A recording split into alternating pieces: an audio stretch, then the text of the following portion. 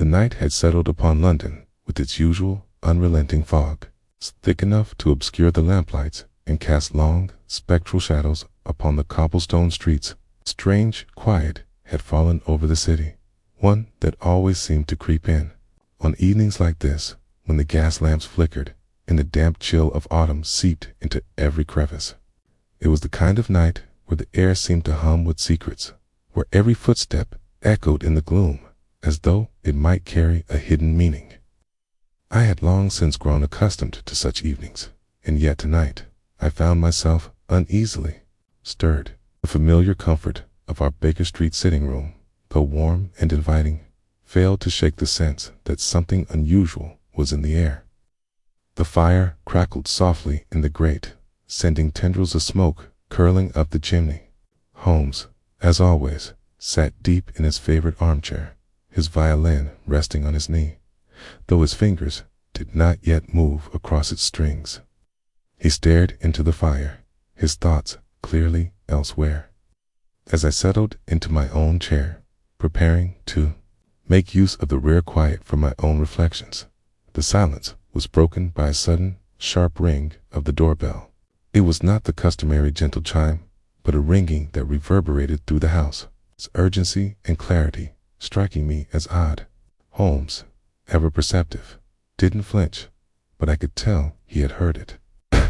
His eyes flickered briefly toward the door, then returned to the flames. "Expecting company, Watson?"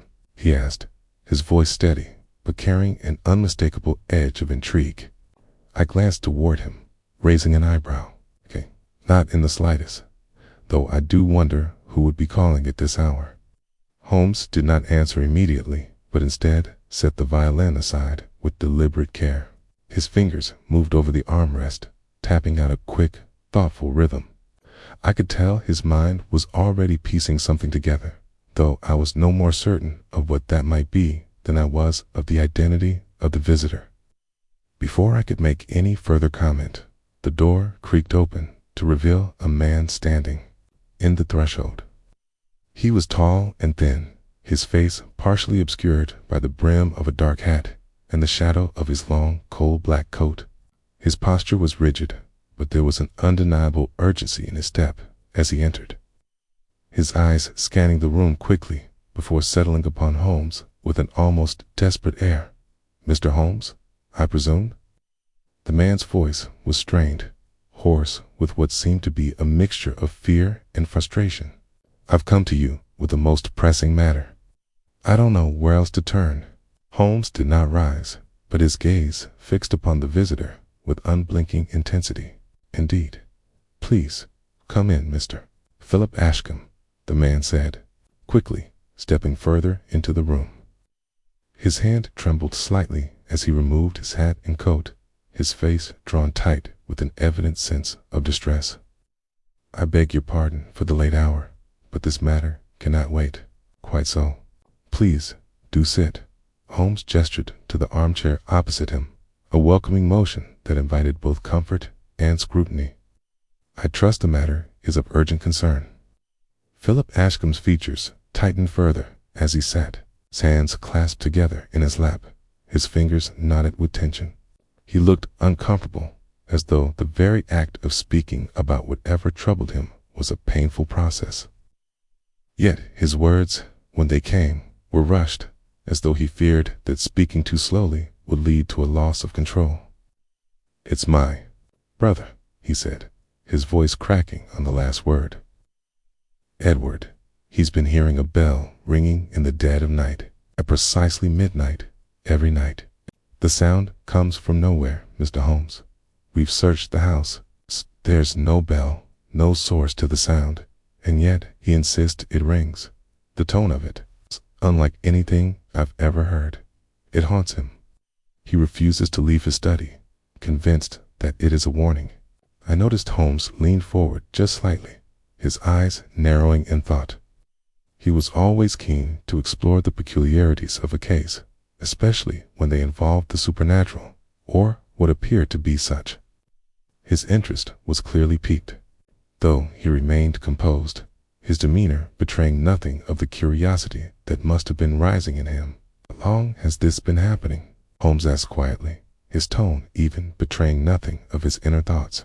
2 weeks now, Ashcombe replied, his voice shaking slightly. It started suddenly, and each night the bell rings at the same hour. My brother says that it's not merely a sound, it's a message, a harbinger of something terrible. He believes the bell is calling him to some inevitable fate, and it is driving him mad. I fear he may do something foolish, Mr. Holmes. And has anyone else heard this bell? Holmes inquired, his eyes not leaving Ashcombe's face. Cum hesitated, his gaze dropping to the floor. No, only Edward. But he insists that it is real, that it comes from within the very walls of the house, as though the house itself is ringing. Holmes remained silent for a moment, his steepled fingers moving together with the faintest click. His sharp mind, ever focused on detail, was already sorting through the implications. I watched him carefully, but I had no inkling of what he might deduce from this strange tale. And what of your brother's background? Holmes continued, his voice still measured but laced with curiosity. Is there anyone who might wish him harm? Any enemies? Ashcombe shook his head, his expression drawn with frustration. None that I know of.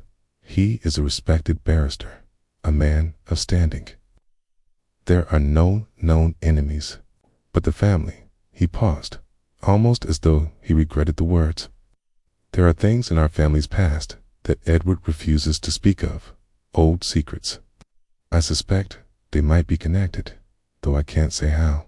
I wish I could tell you more, but Edward is a proud man. He won't share everything. Holmes' gaze sharpened.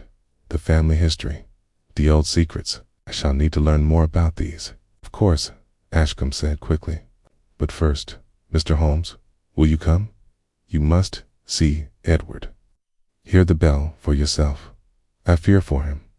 He won't listen to me anymore, but perhaps you can make him see reason.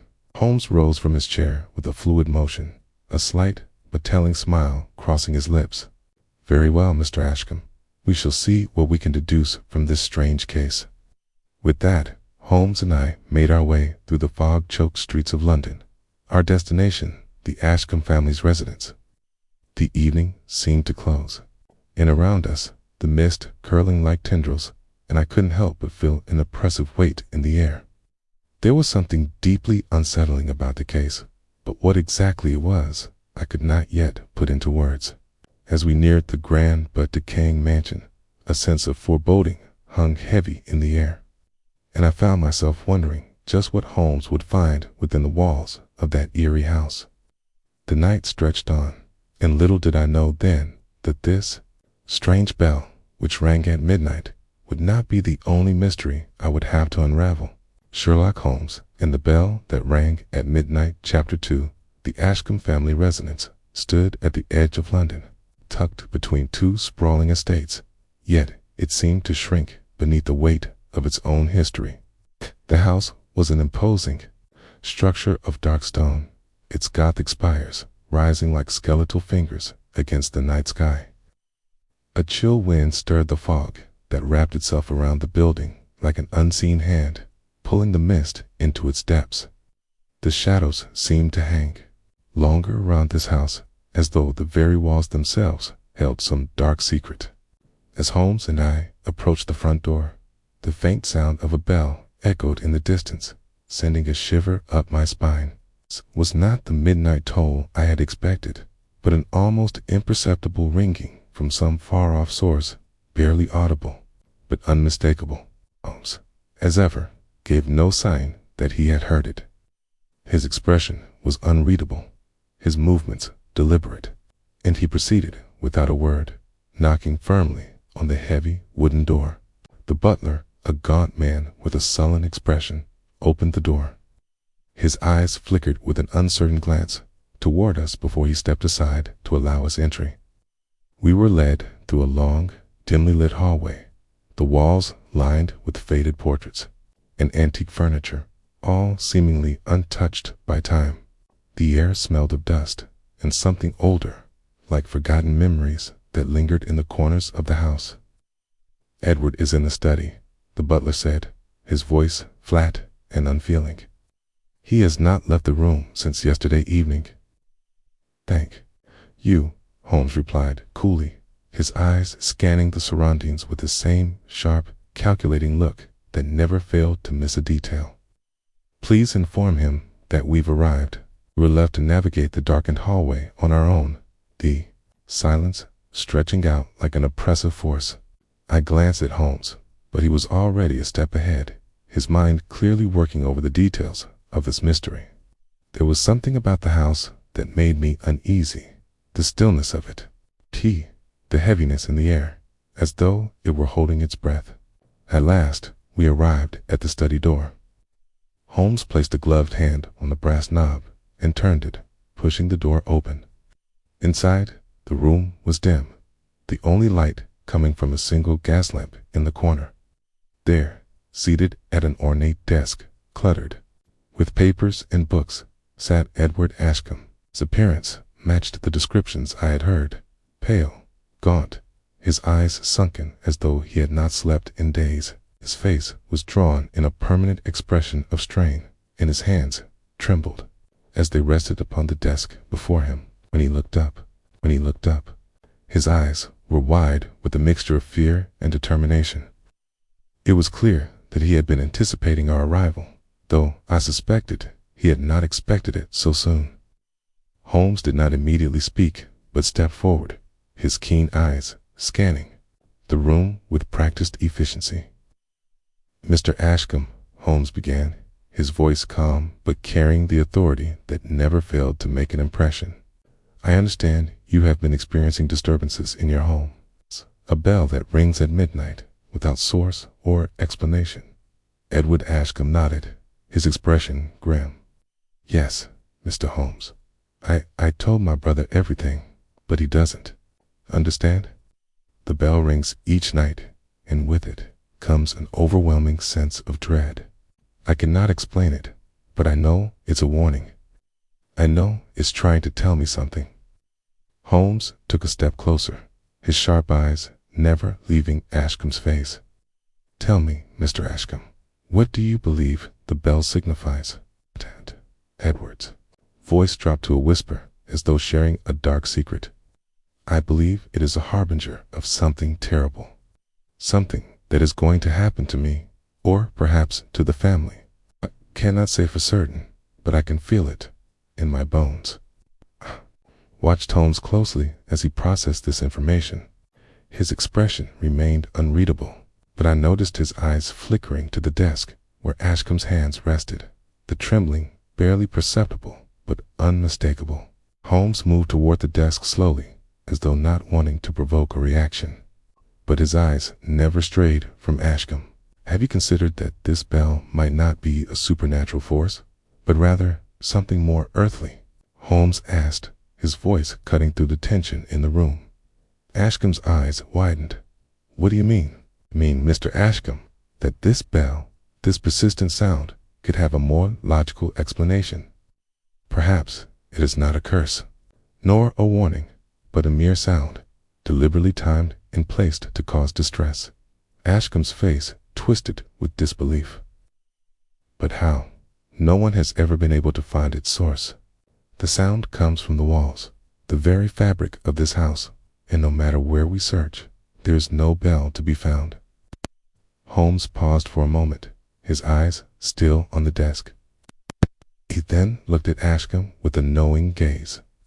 "I would like to inspect the room where the bell is most commonly heard, if you please." Ashcombe seemed almost reluctant to leave his chair, but he finally stood, gesturing for us to follow him.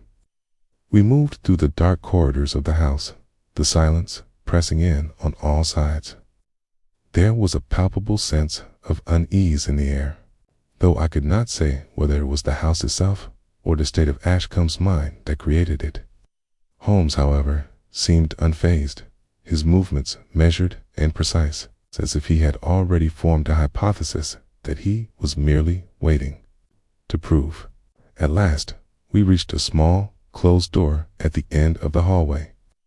Ashcombe hesitated, his hand resting on the doorknob as if gathering the courage to open it.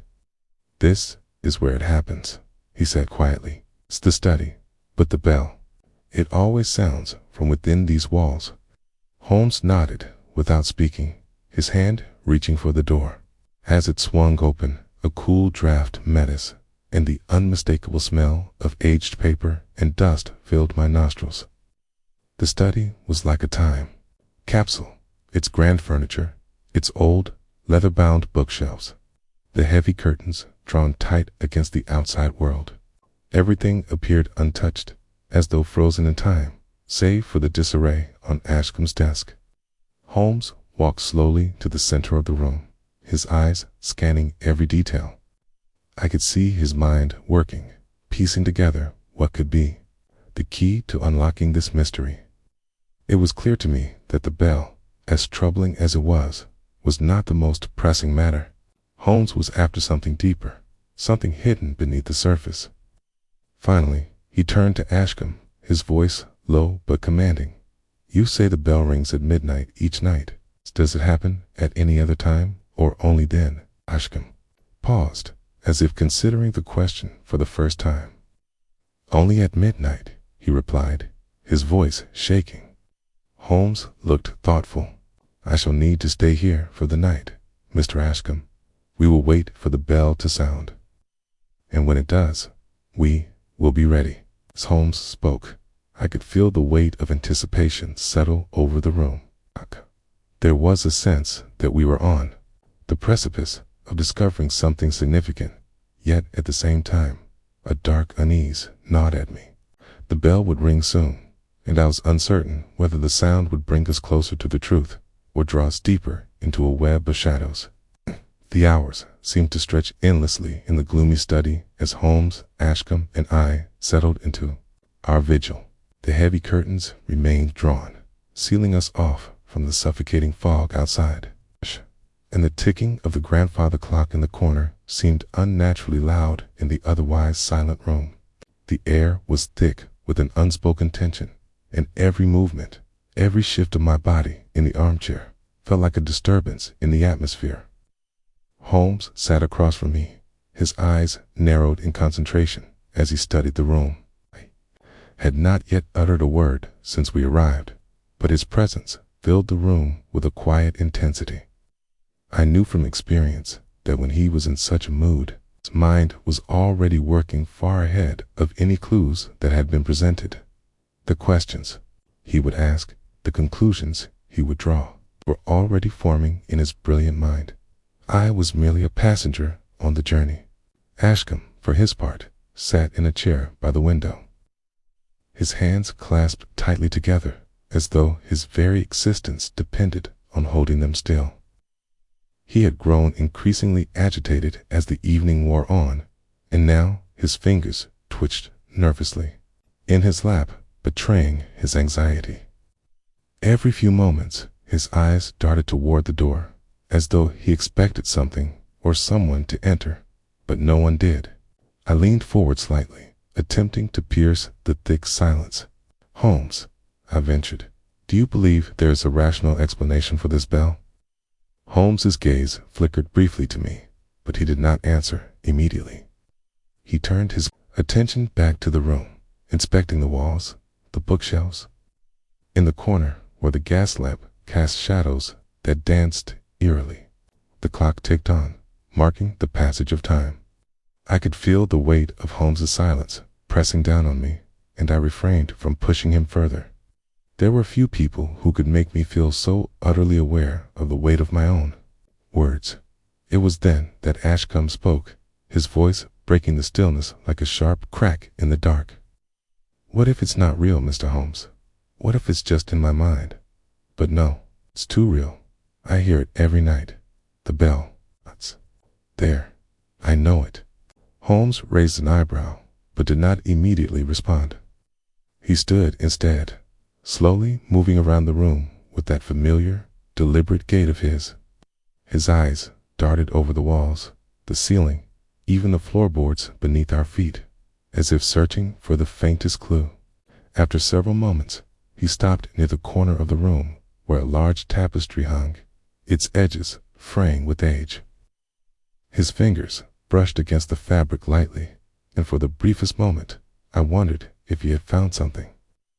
"You are convinced this bell originates within the walls?" Holmes asked, his voice level but tinged with curiosity. "Yes," Ashcombe replied. "I've searched the house, Mr. Holmes. I've looked everywhere, behind the walls, the floors. There is no bell. It's as though the sound itself comes from within the structure, from the very fabric of this house." Holmes nodded thoughtfully. "Interesting." He turned back to Ashcombe. "And you mentioned that the bell tolls precisely at midnight each night. Has it always been at this hour?"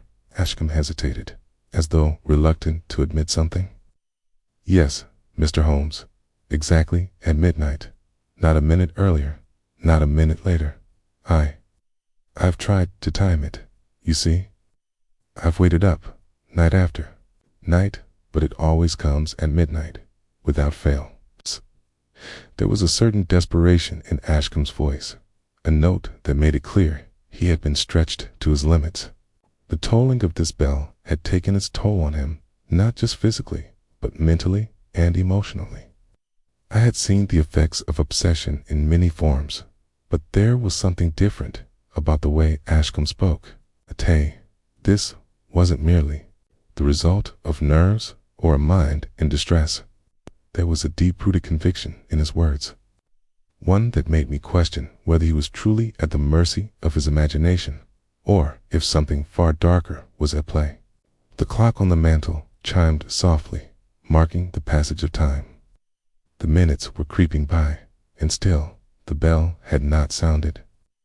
The weight of anticipation was becoming unbearable, and I could see that Ashcombe was nearly beside himself with anxiety.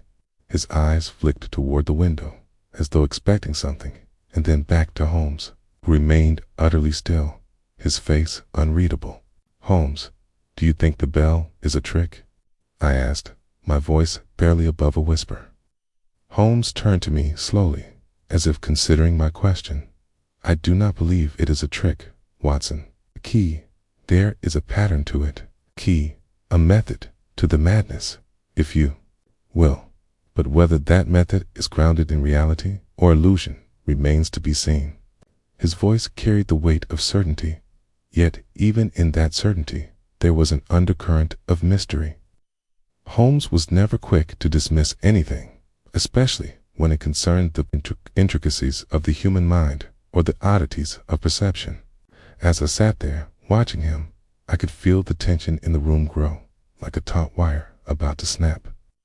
And then, just as the silence became unbearable, it happened. The bell tolled. The sound was not as I had expected. It did not ring loudly or with great resonance, but rather as a faint echo, distant yet clear, as though it came from deep within the walls themselves. It was not the loud, resounding ring of a church bell, but rather the soft, mournful chime of a bell from another time. The sound seemed to wash over us, and for a brief moment I could have sworn the very air in the room grew heavier, as though the bell were a summons to something far beyond our understanding. I glanced at Holmes, whose eyes had narrowed, his lips pressing into a thin line. He had not flinched at the sound, but I could see the intensity of his focus now. Ashcombe, on the other hand, reacted immediately. His face went pale, and his hand shot up to cover his ears, as though trying to block out the sound, but it was no use. The bell had tolled, and there was nothing that could stop it. Holmes did not move, but his gaze remained fixed on Ashcombe, whose body was trembling with each passing second. The toll continued, its echoing sound filling the room as though it were coming from all directions at once. It was an unnerving, unsettling sound, one that seemed to seep into every corner of the house, vibrating in the very bones of the building. Finally, the bell ceased. There was silence again. But it was not the same silence we had experienced before.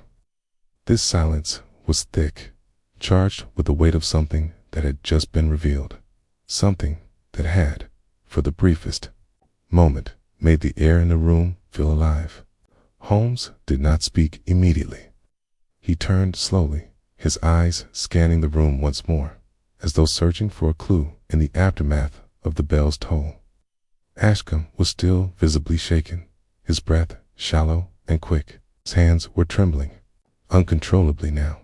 "Mr. Ashcombe," Holmes said, his voice calm but unwavering, "I believe we have just witnessed something extraordinary.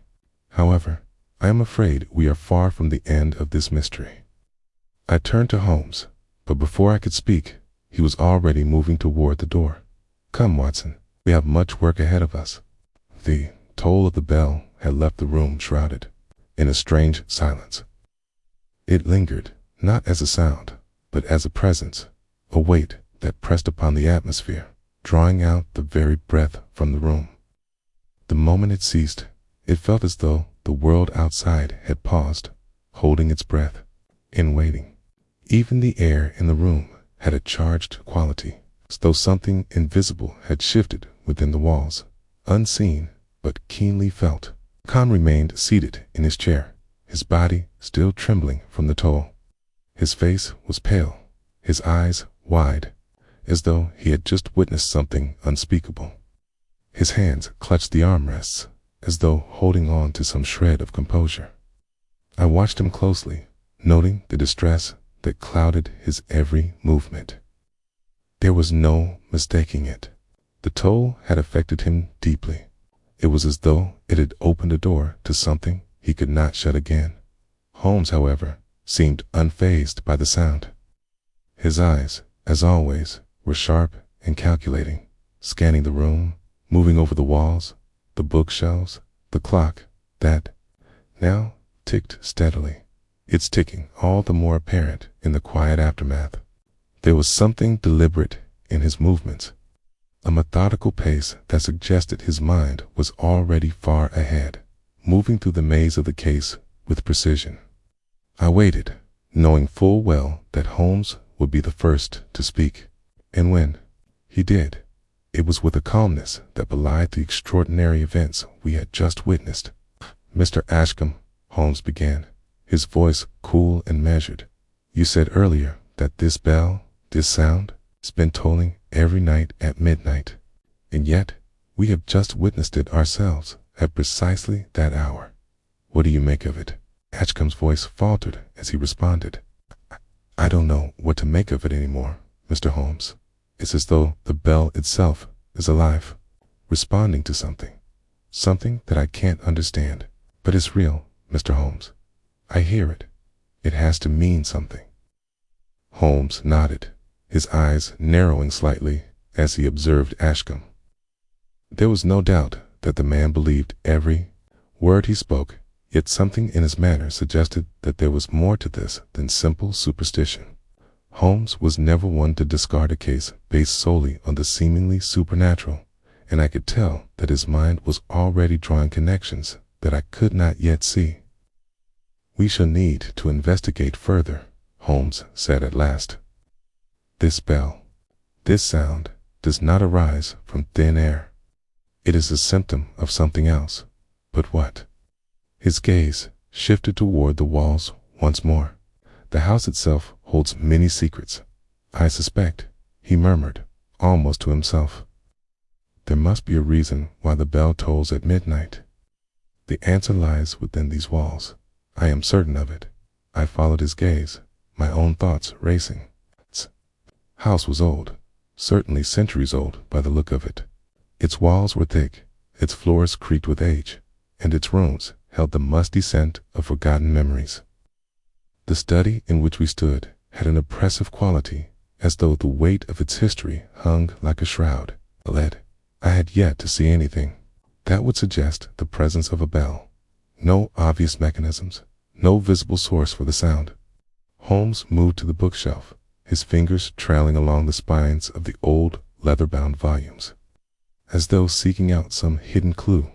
He stopped at one particular book, pulling it from the shelf with careful precision. It was an old, heavy tome, its pages yellowed with age. He flipped through it with expert ease, his eyes scanning the text as though searching for something specific. "You have lived here for many years, Mr. Ashcombe?" Holmes asked without looking up from the book. "Yes, Mr. Holmes," Ashcombe replied. "The house has been in our family for generations. My father, my grandfather, all of us have lived here." Holmes nodded slowly, still flipping through the pages of the book. "And has anything unusual ever occurred in this house before? Any events that might be related to the bell?" Ashcombe shifted uncomfortably in his seat, his fingers drumming nervously against the armrest. "Nothing like this, Mr. Holmes. There have been rumors, of course, ghost stories, family secrets, but nothing that I ever took seriously. My brother, Edward, he's a man of reason, a barrister, respected in London. He always dismissed such things. But now, he's become obsessed, and I fear it's driving him mad." Holmes finally closed the book with a soft snap and turned to face Ashcombe. "I believe the key to understanding this bell lies not in its sound, but in its timing. Why does it toll at midnight? Why, out of all the hours in the night, has this one been chosen?" I frowned at the question, but Holmes was already moving forward, as though the answer had already presented itself to him. He turned toward the far wall of the study, where the tapestry hung, the one I had noticed earlier. It was an old, intricate thing, depicting a scene of a medieval knight riding through a misty forest. The colors had faded over time, and the fabric seemed threadbare in places. Holmes approached the tapestry and examined it closely, running his fingers along the edges. "There is something hidden here," he murmured. "Something that has been concealed from view for years." He tugged gently at the corner of the tapestry, and with a quiet creak, the fabric shifted, revealing a small concealed compartment in the wall behind it. It's a secret panel, expertly hidden from view. I felt a shiver run down my spine as Holmes pulled the panel open. Inside was a small, dust-covered object, a bell. Not the source of the sound, but something far older.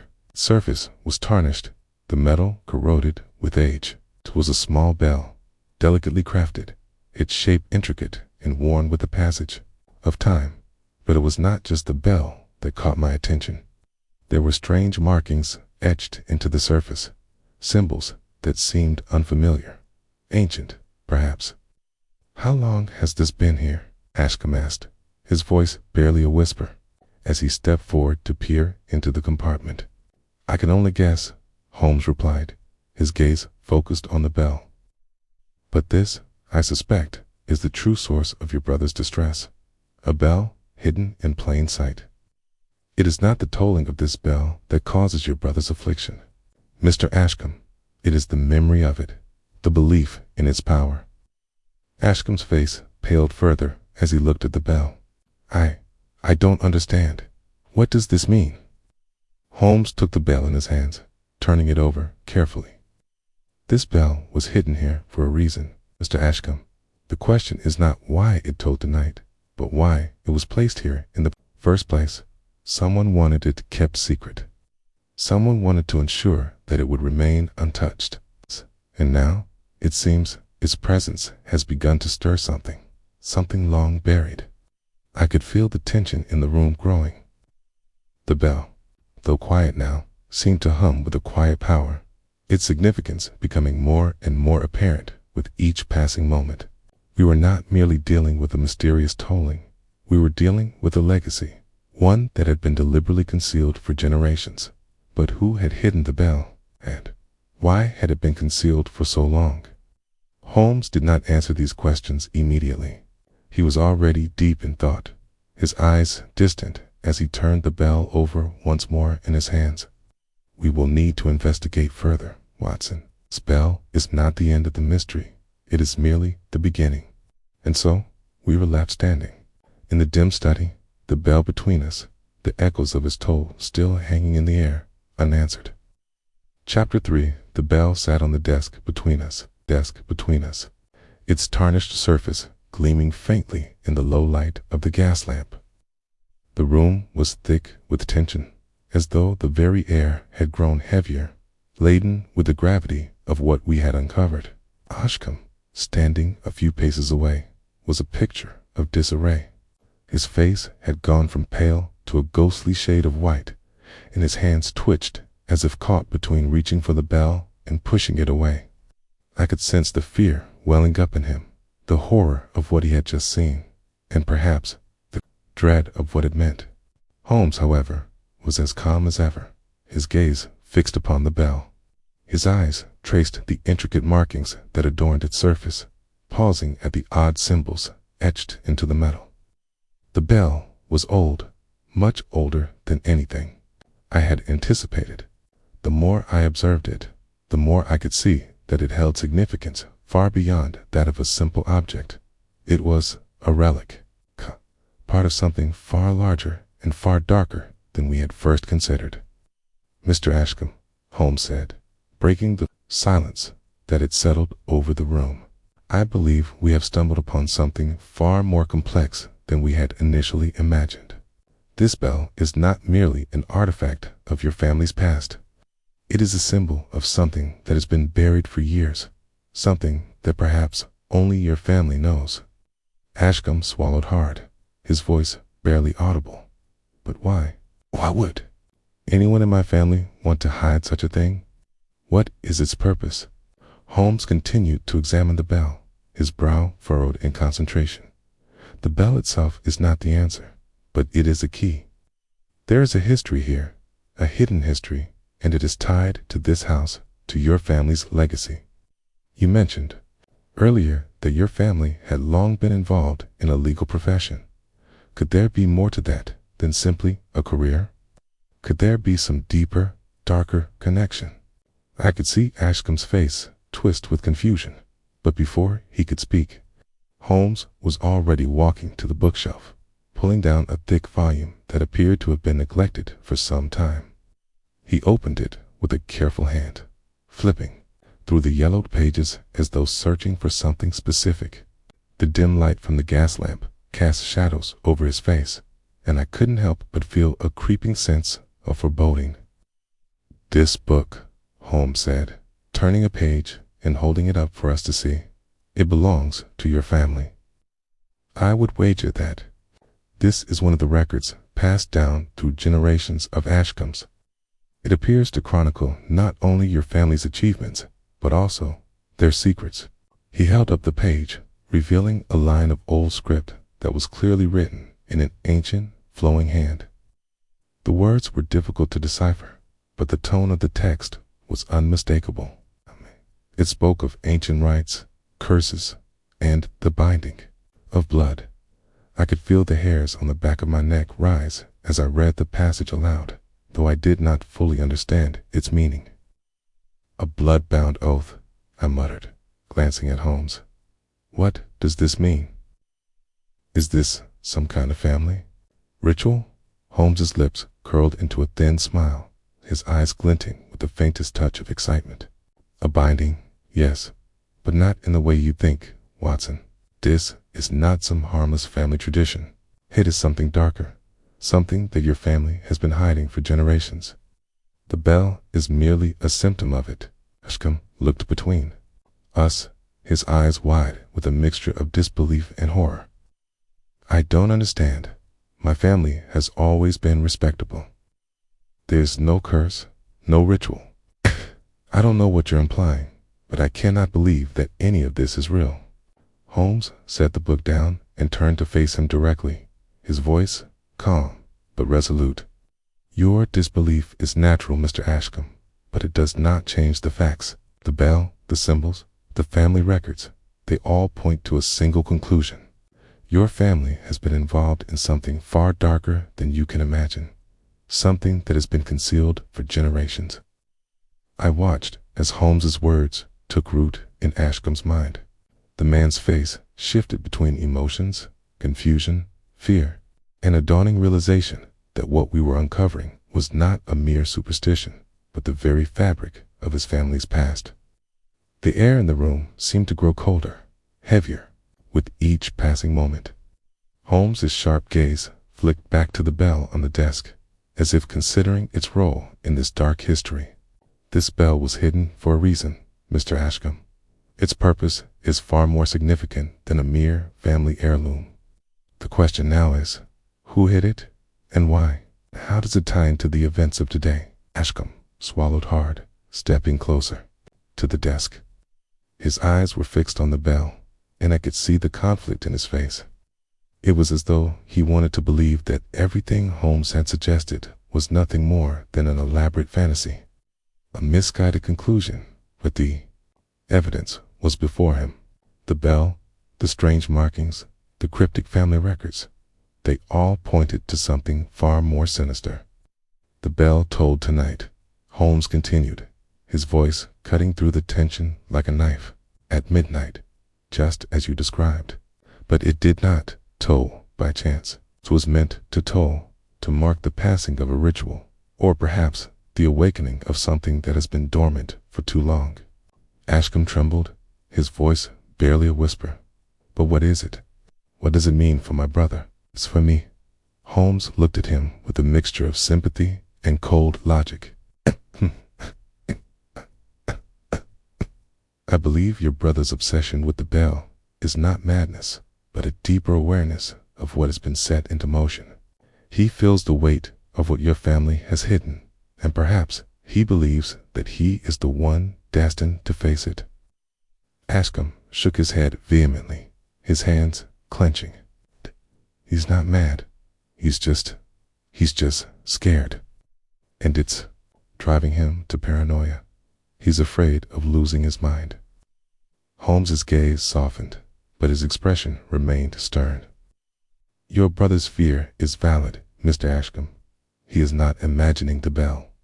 He is reacting to something far more real than he can comprehend. But the truth, Mr. Ashcombe, is that this bell, this symbol of your family's hidden past, is calling your brother, and perhaps, now, you. There was a long silence, broken only by the faint ticking of the clock. Ashcombe's eyes flicked back to the bell, and for a long moment he seemed to wrestle with an internal battle. Then, with a resigned sigh, he looked back at Holmes. What do you propose we do, Mr. Holmes? Holmes smiled thinly, the first sign of resolve in his demeanor. We unraveled the mystery, Mr. Ashcombe. We begin at the very heart of your family's legacy, and we discover why the bell tolls at midnight. With that, the weight of the mystery deepened, and I knew we were on the brink of uncovering something far darker than we could have ever imagined. The decision had been made. We would delve deeper into the hidden past of the Ashcombe family. Holmes was insistent, his mind already tracing the web of connections he had begun to untangle. The bell, the strange markings, the obscure family records, all of these threads had to be woven together. There was something far larger at play, and the more I observed Holmes's demeanor, the more I realized that he wasn't merely intrigued by the mystery. He was determined to solve it, no matter what it might reveal. The night was far from over, and though Ashcombe appeared utterly defeated, he seemed to recognize that there was no turning back. He had brought us here, after all, and now it was too late to shy away from the truth. We begin, Holmes said firmly, breaking the silence, by learning everything we can about the history of this house. Mr. Ashcombe, I trust you have access to any family documents or records. Ashcombe hesitated, his face clouded with a mixture of reluctance and resignation. Yes, Mr. Holmes, he muttered. I have some old records in the study, but never paid them much attention. They were left by my grandfather, along with many letters and papers that no one ever spoke of. Holmes nodded, his eyes flicking toward the corner of the room where a small wooden chest sat atop an old writing desk. We shall begin with these, he said. It is possible that the answers we seek lie within those very papers. I watched as Holmes moved toward the chest with purpose, his every step measured and deliberate. Ashcombe, though still shaken, followed him, casting nervous glances at the bell that sat atop the desk, as though it might spring to life at any moment. The air was thick with the weight of anticipation. The chest, though old, was not locked. Holmes lifted the heavy lid, and a musty odor escaped, the scent of forgotten time and dust mingling in the stale air. He sifted through the papers, moving quickly, almost as though he were searching for something specific. He held up several faded letters, their ink smudged with age, but he discarded them after only a cursory glance. After a few moments, Holmes's hand stilled, his fingers resting on a thick, leather-bound folder. He pulled it out, the weight of it suggesting something significant. "Okay." Without a word, he opened it, scanning the contents with quick precision. As he read, his brow furrowed slightly, his lips barely moving as he read silently to himself. "Here it is," he muttered under his breath, almost as if he were speaking to himself. Its tarnished surface gleaming faintly in the low light of the gas lamp. The room was thick with tension, as though the very air had grown heavier, laden with the gravity of what we had uncovered. Ashcombe, standing a few paces away, was a picture of disarray. His face had gone from pale to a ghostly shade of white, and his hands twitched as if caught between reaching for the bell and pushing it away. I could sense the fear welling up in him, the horror of what he had just seen, and, perhaps, the dread of what it meant. Holmes, however, was as calm as ever, his gaze fixed upon the bell. His eyes traced the intricate markings that adorned its surface, pausing at the odd symbols etched into the metal. The bell was old, much older than anything I had anticipated. The more I observed it, the more I could see that it held significance far beyond that of a simple object. It was a relic, a part of something far larger and far darker than we had first considered. "Mr. Ashcombe," Holmes said, breaking the silence that had settled over the room, "I believe we have stumbled upon something far more complex than we had initially imagined. This bell is not merely an artifact of your family's past. It is a symbol of something that has been buried for years, something that perhaps only your family knows." Ashcombe swallowed hard, his voice barely audible. "But why? Why would anyone in my family want to hide such a thing? What is its purpose?" Holmes continued to examine the bell, his brow furrowed in concentration.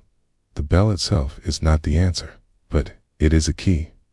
There is a history here, a hidden history, and it is tied to this house, to your family's legacy.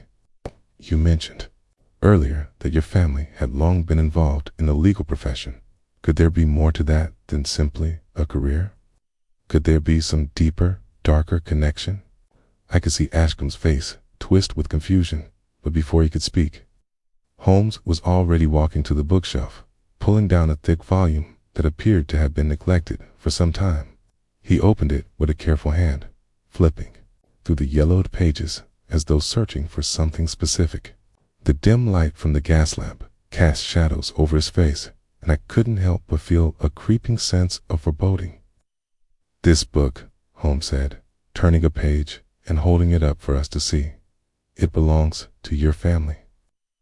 I would wager that this is one of the records passed down through generations of Ashcombes. It appears to chronicle not only your family's achievements, but also their secrets." He held up the page, revealing a line of old script that was clearly written in an ancient, flowing hand. The words were difficult to decipher, but the tone of the text was unmistakable. Spoke of ancient rites, curses, and the binding of blood. I could feel the hairs on the back of my neck rise as I read the passage aloud, though I did not fully understand its meaning. "A blood-bound oath," I muttered, glancing at Holmes. "What does this mean? Is this some kind of family ritual?" Holmes's lips curled into a thin smile, his eyes glinting with the faintest touch of excitement. "A binding, yes, but not in the way you think, Watson. This is not some harmless family tradition. It is something darker, something that your family has been hiding for generations. The bell is merely a symptom of it." Ashcombe looked between us his eyes wide with a mixture of disbelief and horror. "I don't understand. My family has always been respectable. There's no curse, no ritual. I don't know what you're implying, but I cannot believe that any of this is real." Holmes set the book down and turned to face him directly, his voice calm but resolute.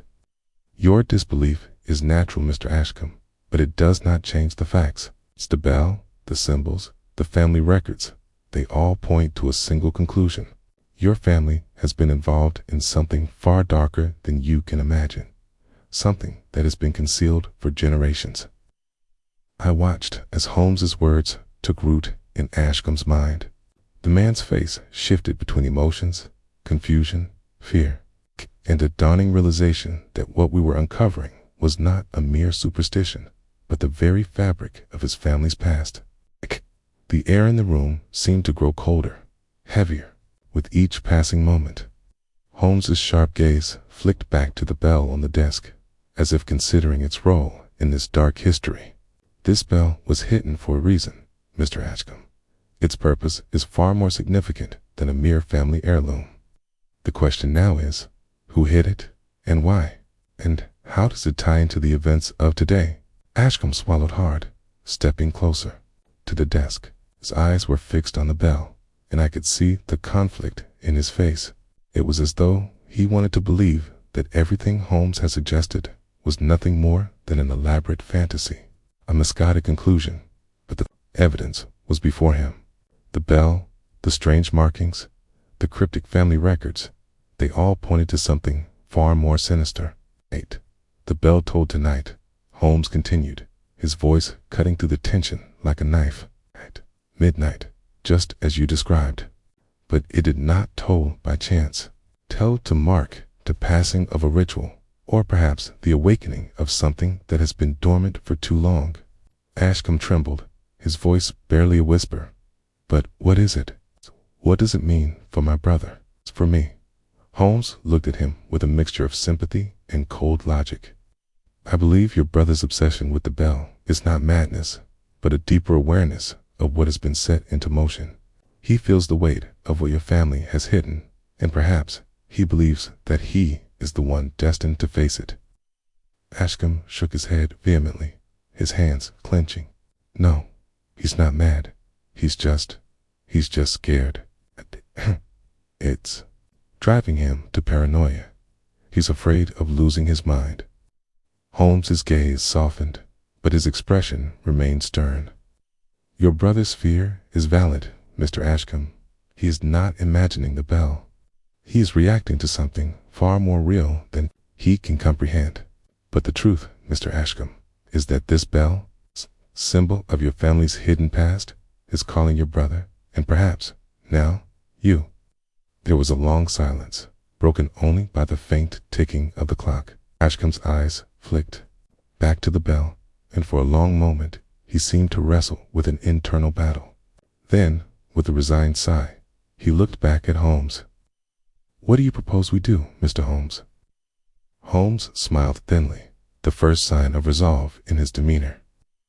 "We unravel the mystery, Mr. Ashcombe. We begin at the very heart of your family's legacy, and we discover why the bell tolls at midnight." With that, the weight of the mystery deepened, and I knew we were on the brink of uncovering something far darker than we could have ever imagined. The decision had been made. We would delve deeper into the hidden past of the Ashcombe family. Holmes was insistent, his mind already tracing the web of connections he had begun to untangle. The bell, the strange markings, the obscure family records, all of these threads had to be woven together. There was something far larger at play, and the more I observed Holmes's demeanor, the more I realized that he wasn't merely intrigued by the mystery. He was determined to solve it, no matter what it might reveal. The night was far from over, and though Ashcombe appeared utterly defeated, he seemed to recognize that there was no turning back. He had brought us here, after all, and now it was too late to shy away from the truth. "We begin," Holmes said firmly, breaking the silence, by learning everything we can about the history of this house. Mr. Ashcombe, I trust you have access to any family documents or records." Ashcombe hesitated, his face clouded with a mixture of reluctance and resignation.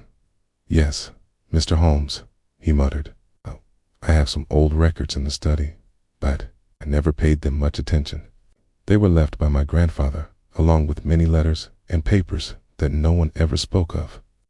Holmes nodded, his eyes flicking toward the corner of the room where a small wooden chest sat atop an old writing desk. "We shall begin with these," he said. "It is possible that the answers we seek lie within those very papers." I watched as Holmes moved toward the chest with purpose, his every step measured and deliberate. Chaos, though still shaken, followed him, casting nervous glances at the bell that sat atop the desk, as though it might spring to life at any moment. The air was thick with the weight of anticipation. The chest, though old, was not locked. Holmes lifted the heavy lid, and a musty odor escaped, the scent of forgotten time and dust mingling in the stale air. He sifted through the papers, moving quickly, almost as though he was searching for something specific. He held up several faded letters, their ink smudged with age, but he discarded them after only a cursory glance. After a few moments, Holmes's hand stilled, his fingers resting on a thick, leather-bound folder. He pulled it out, the weight of it suggesting something significant. Without a word, he opened it, scanning the contents with quick precision. As he read, his brow furrowed slightly, his lips barely moving as he read silently to himself. "Here it is," he muttered under his breath, almost as if he was speaking to himself. "This is what I was looking for." Ashcombe stepped forward, his eyes wide with curiosity and fear. "What is it, Mr. Holmes?" Holmes didn't immediately answer, but continued to read. After a few more moments, he turned the pages with a swift movement, his gaze narrowing. "This," he said at last, "is a detailed record of the Ashcombe family's founding. And it speaks of something far darker than any of us had anticipated." Ashcombe leaned in, his face pale, his hands gripping the edge of the desk. "What does it say? Please, Mr. Holmes, tell me." Holmes placed the papers down on the desk with deliberate care. He stood for a moment, gazing at Ashcombe, his expression thoughtful. "According to this document, the Ashcombe family is not as it seems. Your ancestors were involved in a secret society, one that practiced forbidden rituals. It speaks of a blood oath that was sworn, a pact made with an unknown power." Akai exchanged a look with Ashcombe. The words felt like a heavy weight, one that pressed upon me, making the air seem even thicker. I had suspected that the case was about more than just the bell, but the revelation of such dark, hidden history sent a chill through me. How could such a respectable family, one that had stood at the forefront of London society, have concealed something so vile? "A sort of rituals?" asked, my voice betraying my growing concern. Holmes turned to face me. "I have yet to uncover the full details, but it seems that the Ashcombe family's wealth and power were built upon this pact, this promise made generations ago. The bell, I believe, is tied to that pact. It tolls when the time is right, when the cycle comes full circle." Ashcombe swallowed hard, his voice shaky. But I don't understand. My family has been nothing but respectable. There's nothing sinister about us. My brother and I have never had any connection to this. Why should we be punished for something our ancestors did?" Holmes looked at him with a mix of understanding and resolve. "The past, Mr. Ashcombe, has a way of resurfacing when it is least expected. Your brother's obsession with the bell is not a result of madness. It is a reaction to something far more profound. The bell is not calling him, as he believes, because it has no other purpose. It is calling him because he is part of a cycle that has been in motion for centuries." Ashcombe recoiled, as if struck by a blow. So it's true then. There's no escaping it. Holmes's eyes softened for a brief moment, but his voice remained firm.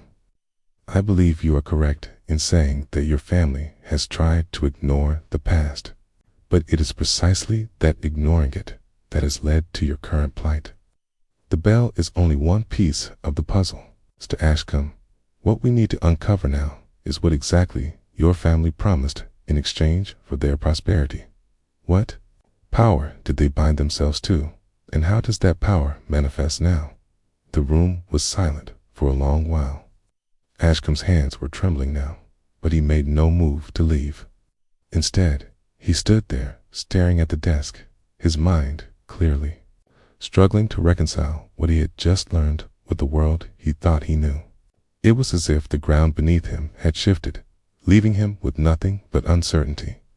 Holmes turned his attention back to the papers, flipping through them with quick movements. These letters, they were written by your grandfather, were they not, Mr. Ashcombe? He asked. Ashcombe nodded stiffly. Yes, he was the last to take the family name seriously, to maintain the facade of respectability. But the later letters, they speak of an agreement, one that he tried to break. He failed. Holmes stopped at one particular letter, his eyes scanning it quickly. Here it is, he said, under his breath. Your grandfather's final confession. The room seemed to shrink, the air thickening as Holmes read the letter aloud. The pact was sealed in blood. The bell will toll when the heir is ready to inherit the curse. No Ashcombe shall escape its call, not without paying the price. I have tried to destroy the bell, but the power is greater than me. The toll will come again, and with it, the reckoning. I fear for Edward. I fear for my son. Holmes looked up, his expression solemn. There it is. Curse, Mr. Ashcombe. The reckoning has arrived. Ashcombe's face was ashen. What does this mean for us, Mr. Holmes? Is it too late? Holmes stood still for a moment, his mind racing, his gaze piercing through the gloom of the study. It is never too late to fight back. But first, we must understand the full scope of the curse. We must learn what your family promised, and to whom. Only then can we determine if there is a way to break this cycle. The mystery had deepened. The bell was only a small part of a larger, darker legacy that had been hidden away for generations. And now, with the first confession of truth revealed, we had only begun to uncover the true extent of the Ashcombe family's binding. Chapter 4. The revelation of the family pact left the study as quiet as a tomb. The air, thick with the oppressive weight of the secrets we had uncovered, hung around us like smoke, heavy and suffocating. Ashcombe's face had drained of color, the line between disbelief and horror growing ever thinner. His hands were now clenched tightly together, his knuckles white, his lips parted but unable to form any coherent words. Holmes stood silently in the midst of the charged atmosphere, his eyes fixed on the pages of the letter in front of him. For a moment he appeared lost in thought, absorbing the gravity of what had been written in the hurried scrawl of Ashcombe's grandfather. I could see that Holmes was not simply pondering the curse, he was formulating the next steps, considering every possible angle, calculating how best to proceed. Finally, he broke the silence, his voice steady and calm, as though speaking to a colleague rather than a man who had just learned that his family was tied to an ancient, unspeakable pact. Mr. Ashcombe, he began, his voice low but firm, we are no longer dealing with mere superstition. The truth of your family's legacy has been revealed. Now we must understand its full scope. The curse, the bell, they are not isolated events. They're part of a larger scheme. Ashcombe swallowed hard, his eyes not leaving the letter on the desk. A scheme? You mean this? This power that's been haunting us for generations? Holmes nodded slowly, his eyes narrowing as he weighed his words. And that power is far older than the Ashcombe family itself. What your grandfather's letter suggests is a binding contract. An agreement between your ancestors and a force that transcends time. The bell is merely the herald of that pact's fulfillment. But what does it all mean? Ashcombe's voice cracked with fear. How do we stop it? How do we escape it? Holmes remained calm. Okay, that, Mr. Ashcombe, is what we must figure out. The bell tolled last night because the cycle is nearing its end. Whatever your family promised all those years ago is about to come due. But to stop it, we must first understand exactly what was promised and to whom. I watched as Holmes's gaze shifted toward the fireplace, his mind clearly racing as he pieced the puzzle together. We have already discovered that your family attempted to break the pact, but it seems that your grandfather's efforts failed. His final confession reveals that he feared the toll would come again, and with it, the reckoning. Kana seemed to shrink further into himself, his breath coming in shallow gasps. But my brother, he's obsessed. He's afraid. I've seen it in his eyes, the fear of what's coming. He's convinced that he's the one who has to face it. Holmes, who had been pacing slowly around the study, stopped abruptly. His eyes lit up with the spark of realization, a sharp flicker of insight crossing his features. Your brother, Edward, he said, his voice suddenly filled with purpose. He is the key. Ashcombe looked up, his confusion giving way to a fleeting spark of hope. Edward, how? What do you mean? Holmes's eyes locked with his, as though reading every unspoken word. I suspect that Edward is not merely fearful of the bell. I believe he has been called by it. The bell tolls for him, Mr. Ashcombe, because he is the heir to the pact. He is the one who must fulfill it. His fear is not born of madness, but of instinct. He knows what awaits him. But what can we do? Ashcombe asked, his voice trembling. How do we stop him from being pulled into this madness? Holmes turned away from him, his mind visibly working as he pondered the question. He walked toward the desk again, but this time his attention was focused on the bookshelves, as though searching for some hidden clue that might provide the answer. His eyes scanned the rows of leather-bound tomes, and I could almost hear his thoughts worry beneath the surface, quickly connecting the dots between the documents we had uncovered. Perhaps, Holmes said finally, his voice thoughtful. The key to breaking the cycle lies not in what has been written, but in what has been forgotten. Your grandfather's failure to destroy the bell, It suggests that the power behind the pact is not something that can be easily vanquished. The ritual may still hold sway, even now. Ashcombe's face grew more anxious. But what does that mean for Edward? It's for my family. Holmes's gaze fixed firmly on Ashcombe. It means that if we are to stop the tolling, if we are to prevent your brother from succumbing to whatever fate awaits him, we must uncover the true nature of the pact. It was sealed with blood, as your grandfather wrote. But what was the price? A flicker of understanding passed between us. The price. The cost of whatever bargain had been struck all those years ago was something more than wealth, more than power, more than power. It was something deeper, more fundamental, something that transcended the realm of the material and entered the spiritual. We must go deeper, Holmes said, his voice firm with resolve. We must seek out the hidden history of the Ashcombe family, and we must do so by uncovering the places where your ancestors lived, where the rituals were held. The answers lie not just within these walls, but beneath them. I raised an eyebrow, confused. Beneath them? What do you mean? Holmes looked up at me, his eyes gleaming with a quiet intensity. I believe the answer lies beneath the house itself. There's a hidden history here, a forgotten past, that is concealed in the very foundations of this building. The pact was not merely sealed in words, it was bound in blood, and that blood, I suspect, was spilled right here. A shiver ran down my spine. Huh? Are you suggesting there is something beneath the house? A hidden chamber or passage? Holmes nodded. a place where the ritual took place. K, where the first Ashcombe made the binding. We must find it. Ashcombe, still visibly shaken, was struggling to process the enormity of Holmes's words. You mean to say there's something hidden beneath this house? A chamber, a crypt, something that's been sealed away?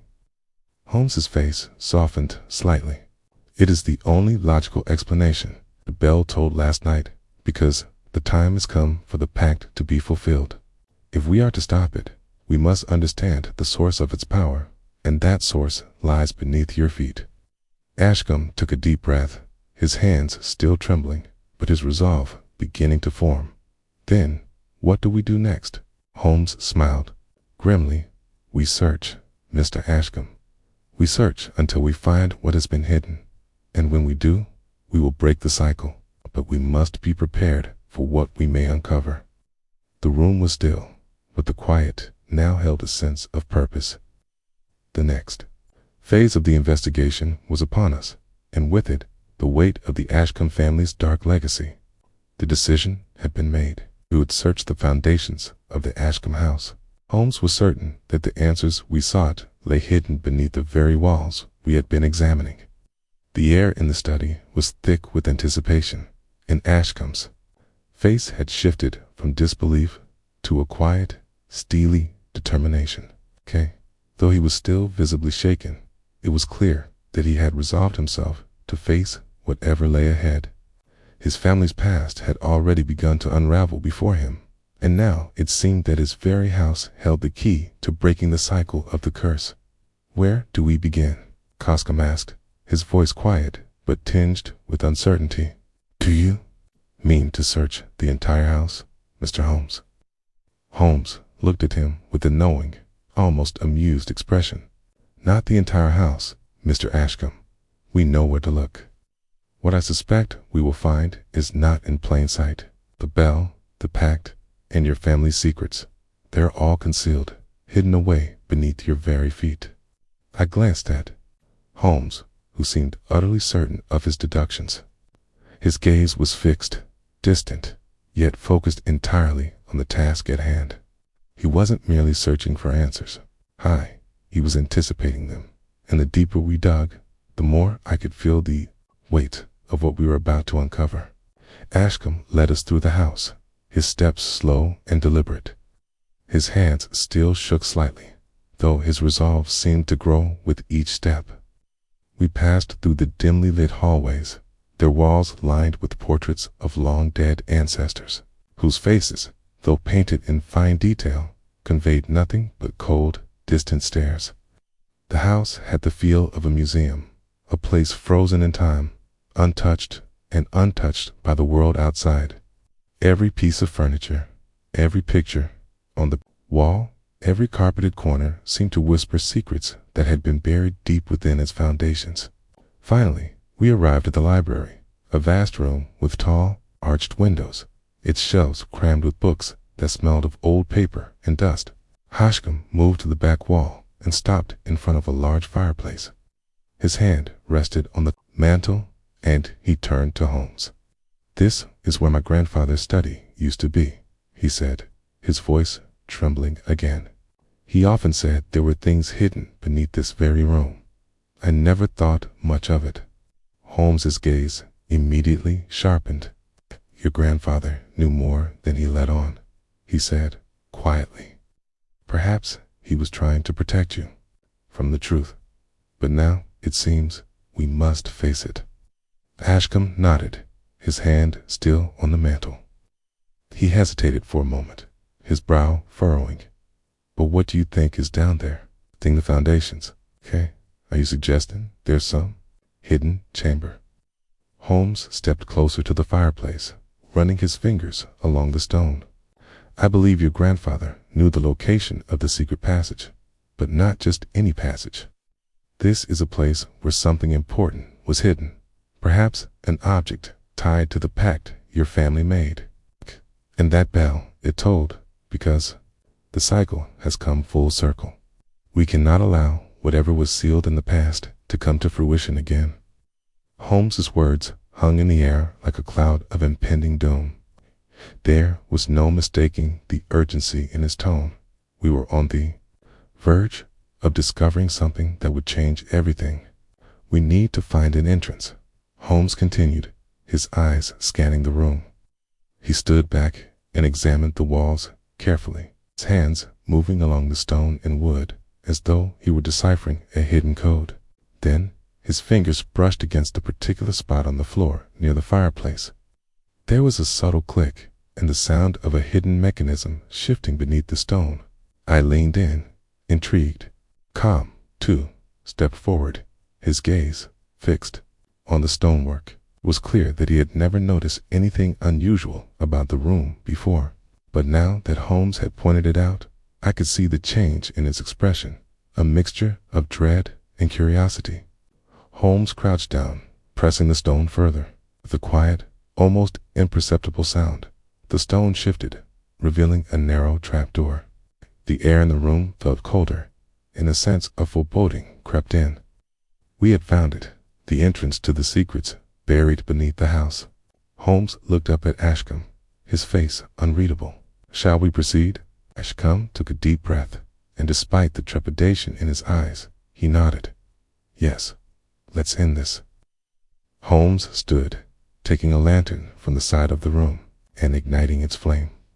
He handed it to me with a steady hand, then motioned for Ashcombe to follow him as he lifted the trapdoor. A creaking sound filled the air as it swung open, revealing a narrow staircase leading down into the darkness below. The staircase was steep and winding, its wooden steps worn with age. We descended carefully, the lanterns flickering light, casting long, trembling shadows on the walls. The air grew colder as we moved deeper into the house's bowels. I could hear Ashcombe's breathing quicken behind me, the faint echo of his footsteps mingling with the creaking of the stairs. At the bottom of the stairs, the tunnel opened into a small stone chamber. The walls were damp, the faint smell of mildew and earth lingering in the air. A low hum seemed to fill the room, as though the very stones themselves were vibrating with an energy that was both foreign and familiar. At the far side of the chamber, a large stone pedestal stood, and atop it rested a small, ornate chest, intricately carved, its surface covered in layers of dust. Holmes stepped forward, his eyes immediately locking on the chest. He moved cautiously, as though approaching a dangerous animal. "This is it," he whispered, more to himself than anyone else. "This is the source, the heart of the pact." He reached out, his fingers brushing the chest's surface. The moment he touched it, a faint, almost imperceptible pulse seemed to reverberate through the room. I glanced around, feeling the strange energy grow stronger, like a magnet pulling at my senses. There was no mistaking it. Whatever was inside that chest was powerful, and it was tied to everything we had uncovered so far. Ashcombe stepped forward, his voice strained. "What is it? What's in the chest?" Holmes did not answer immediately. Instead, he examined the chest closely, his expression tight with concentration. Finally, he nodded and carefully began to lift the lid. It creaked open slowly, revealing the contents inside. What we saw took my breath away. Inside the chest, resting on a bed of velvet, was a dark, obsidian-colored stone. It was smooth, polished, and heavy, its surface etched with intricate symbols.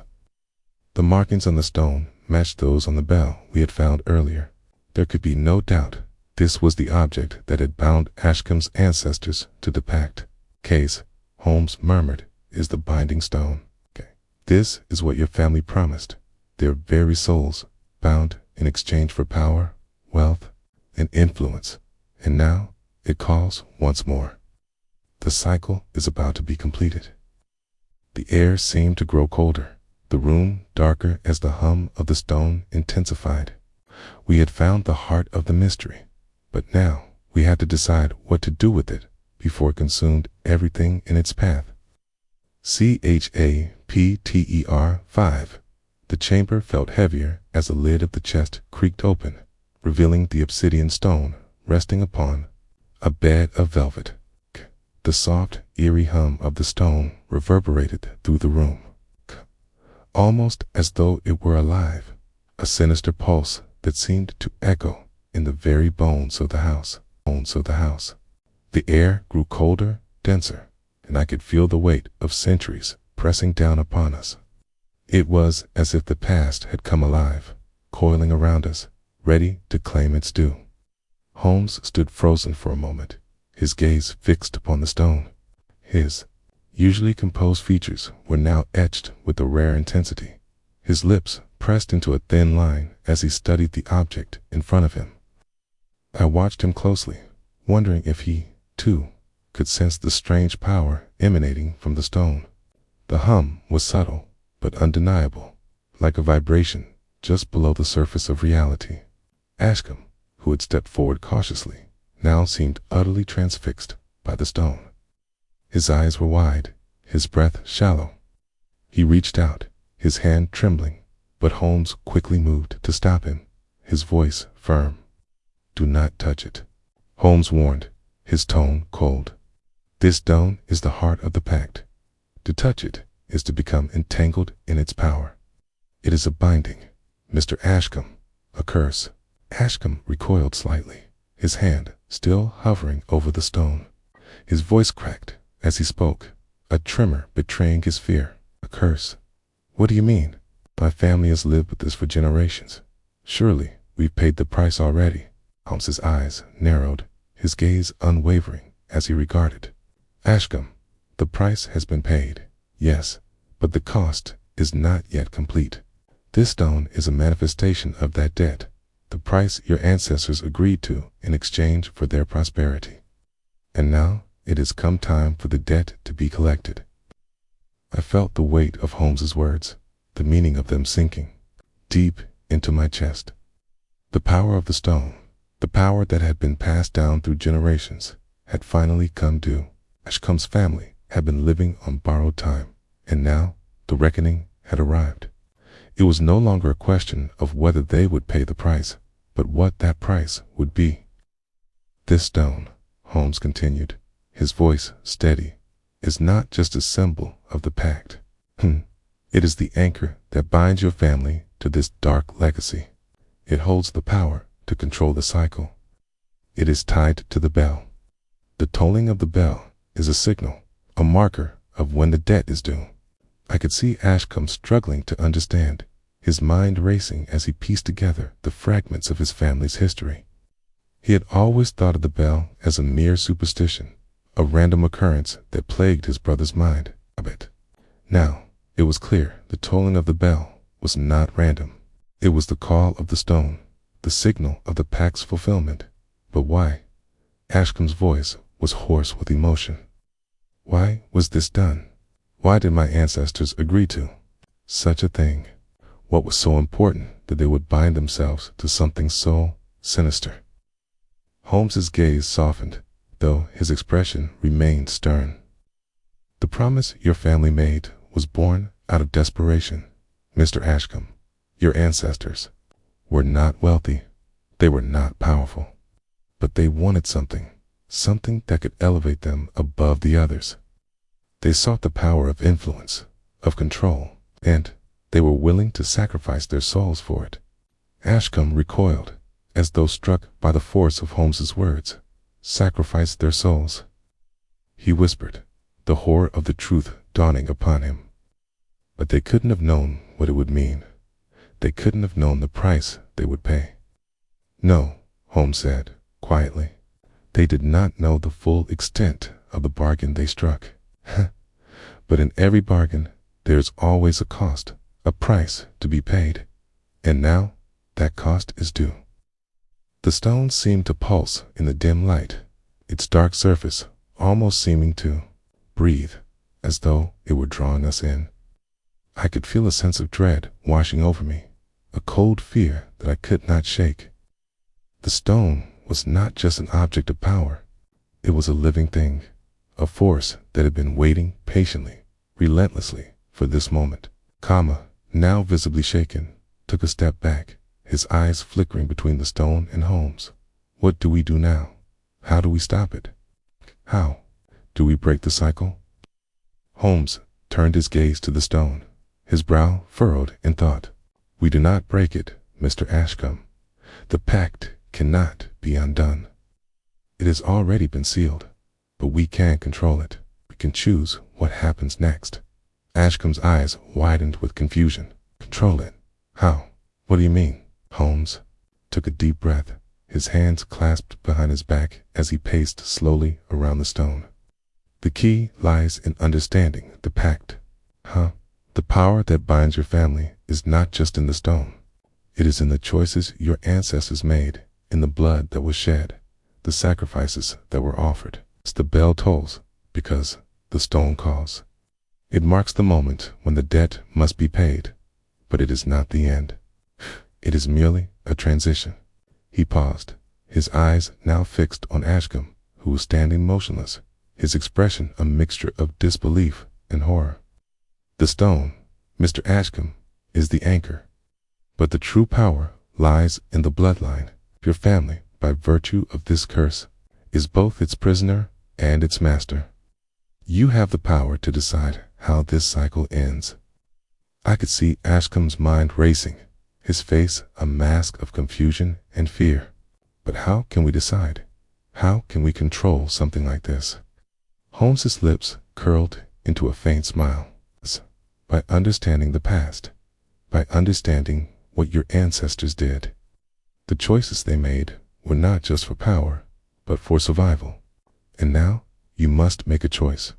Will you continue the cycle? Will you fulfill the pact? Or will you end it once and for all? Ashcombe stood silent, the weight of Holmes's words settling over him like a heavy shroud. The room felt still, the air thick with the gravity of the situation.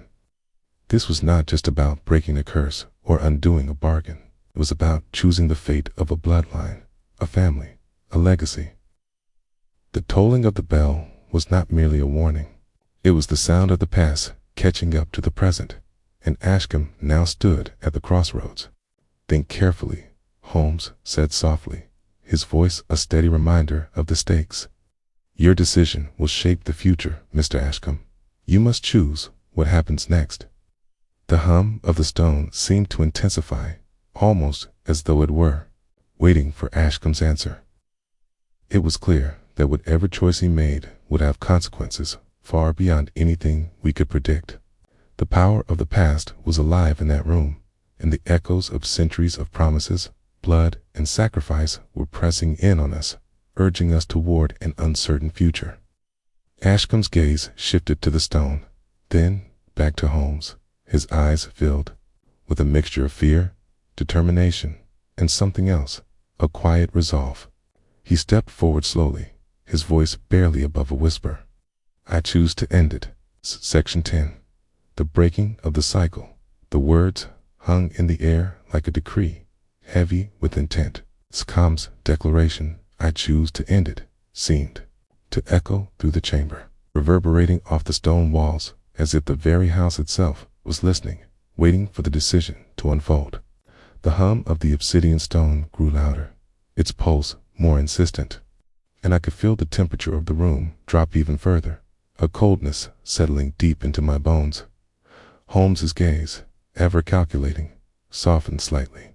He did not speak immediately, but I could see the faintest flicker of approval in his eyes.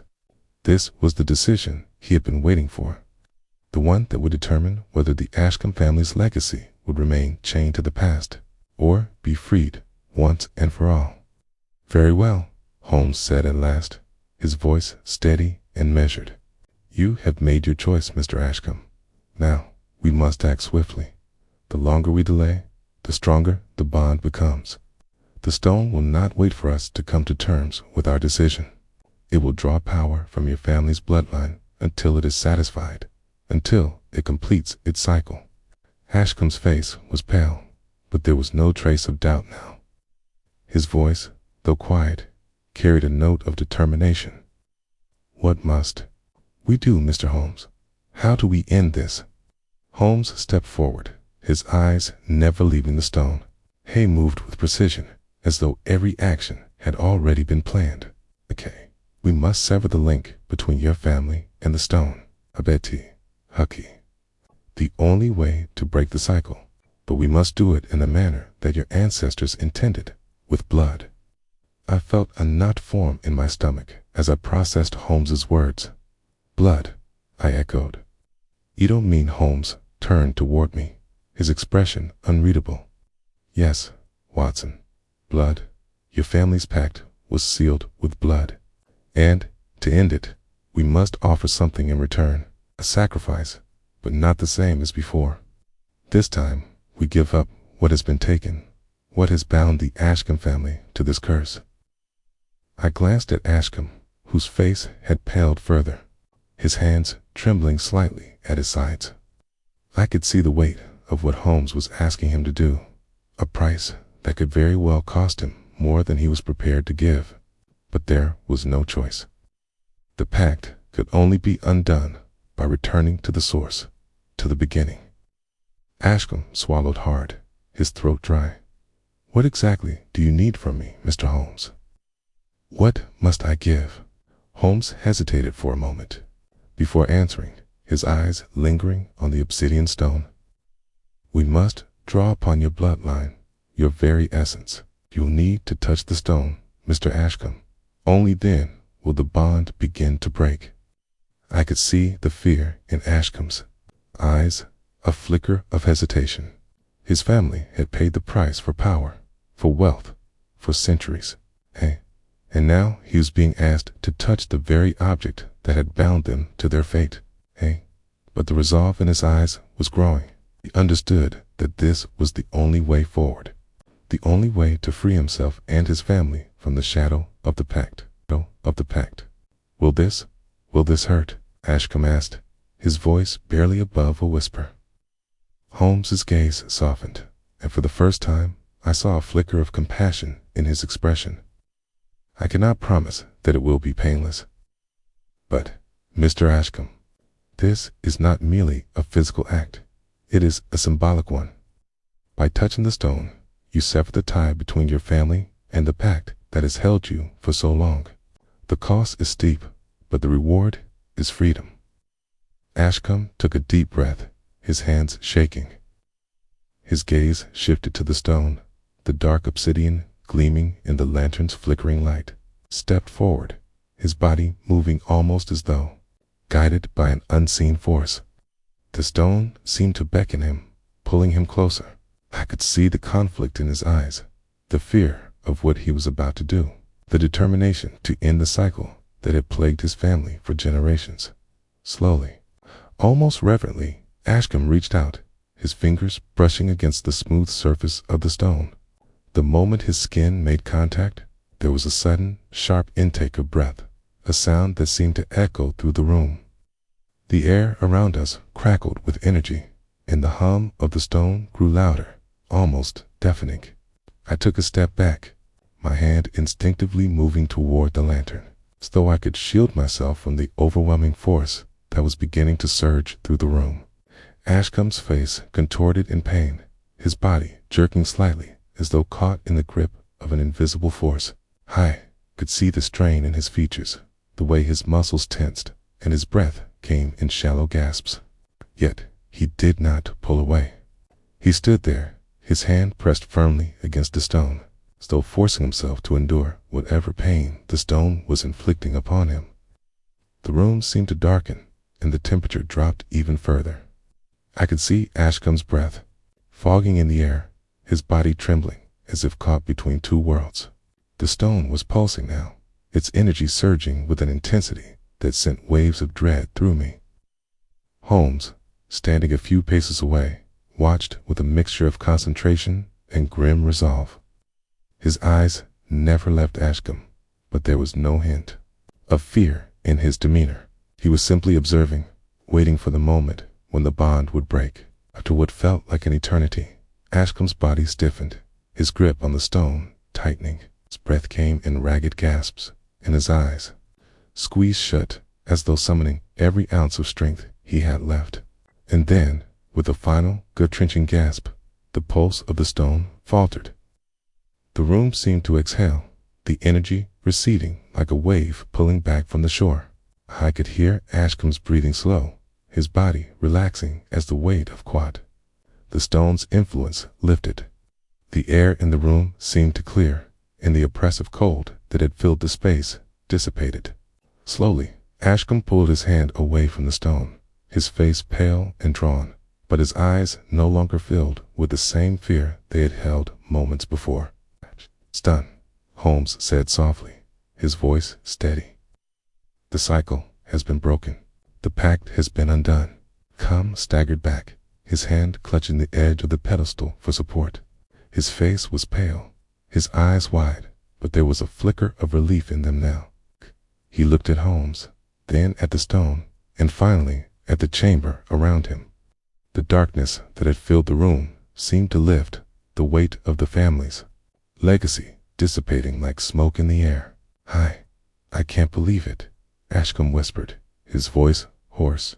"It's over, Gui." Holmes nodded, his gaze never leaving the stone. "Okay, you have paid the price, Mr. Ashcombe. Cycle has ended, but the power of the past will not easily fade.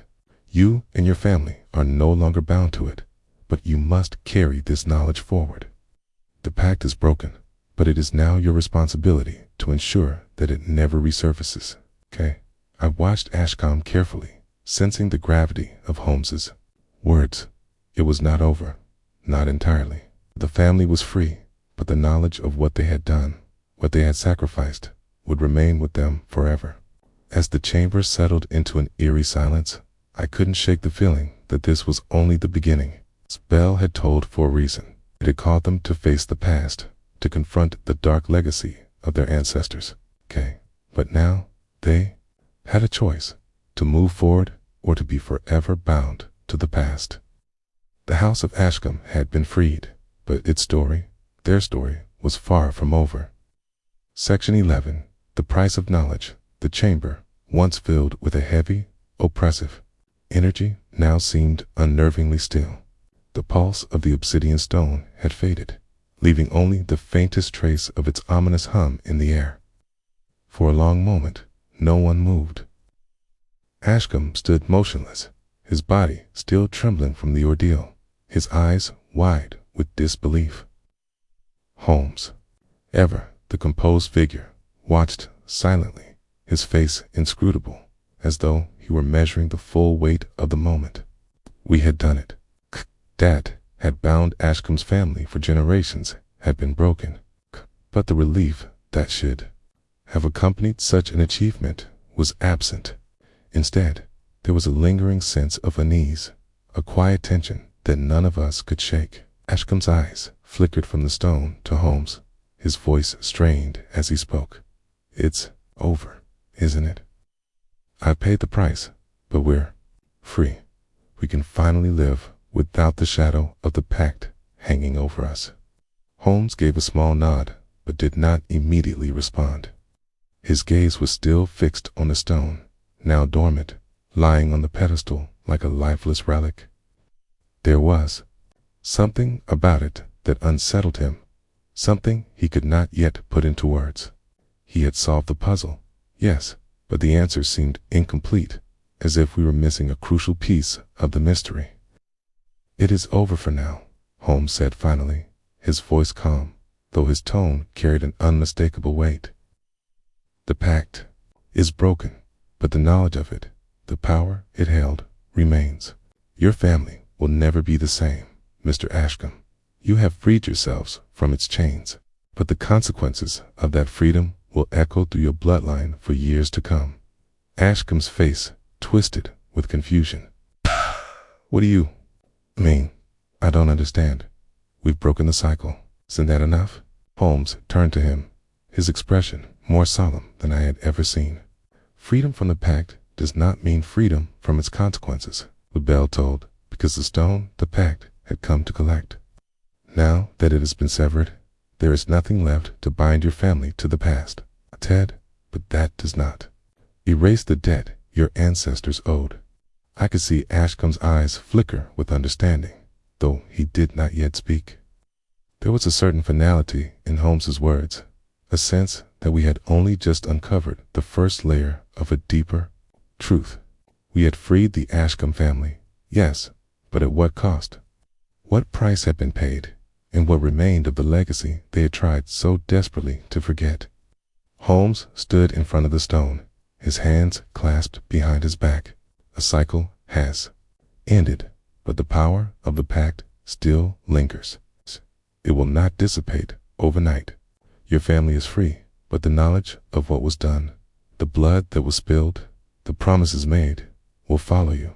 Must carry this burden with you, Mr. Ashcombe. The past is not so easily forgotten. Ashcombe looked down at his hands, his expression unreadable. For the first time, I saw a flicker of regret in his eyes, a realization that breaking the pact had not come without its own cost. His family had been bound to a dark legacy for centuries, but in severing that bond, they had opened the door to a new reality, one that was uncertain, one that held its own dangers. I never knew what my ancestors had done, Ashcombe said quietly, his voice tinged with guilt. I never understood why the bell tolled, while my brother was so afraid. I thought it was just madness, just superstition, but now he trailed off, unable to finish the thought. Holmes turned back to the stone, his expression unreadable. The fear your brother felt was not madness. It was a response to something far older. The pact was never just a promise made for power. It was a blood oath, one that tied your family's fate to a force beyond understanding. Your brother was not mad, Mr. Ashcombe. He was simply aware of the cycle of the reckoning that would one day come. I could see the weight of Holmes's words sink in, as though Ashcombe were beginning to comprehend the full extent of the situation. The bell had tolled, not because of his brother's fear, but because it had marked the end of an era, the completion of a cycle. The pact had been broken, but it had left scars that would not heal easily. Will the bell toll again? Ashcombe asked, his voice barely above a whisper. Now that it's over, will it come back? Holmes's gaze was steady, his voice unwavering. The bell may never toll again for your family, but its power will never truly fade. The stone is no longer active, but the knowledge of what was done, of the debt that was paid, will follow you, Mr. Ashcombe. The past has a way of resurfacing when it is least expected. Ashcombe stood silent, his body stiffening as he took in Holmes's words. I could see the weight of his responsibility settling upon him, the realization that his family's past, their hidden history, was now his to carry. The bell's toll had been a warning, but now that it had been silenced, what would the future hold? There is nothing more we can do here, Holmes said at last, his voice breaking the silence. The cycle is broken. Your family is free, but you must decide what comes next. The past is behind you, but the future is yours to shape. Ashcombe nodded slowly, his eyes distant. I could see that he was lost in thought, the magnitude of the situation still settling over him. He had been granted freedom, but it came with a price, a knowledge of the darkness that had shaped his family's destiny for so long. As we made our way back up the stairs, the stone chamber seemed to grow more distant, as if the walls themselves were receding from view. The house felt emptier now, the oppressive weight that had clung to it for so long beginning to lift. Bell had tolled one final time, but its echoes would remain forever in Ashcombe's mind. His family had been freed from the curse, but at what cost? The knowledge of the pact would follow them, and the shadow of their ancestors would never fully disappear. The night was still, the air crisp and clear as we stepped back into the main hall of the Ashcombe house. The fog that had once enveloped the estate seemed to have cleared. For the first time, the house felt alive, not with the weight of the past, but with the possibility of the future. Ashcombe turned to Holmes, his voice steady, though tinged with an unmistakable sorrow. Thank you, Mr. Holmes.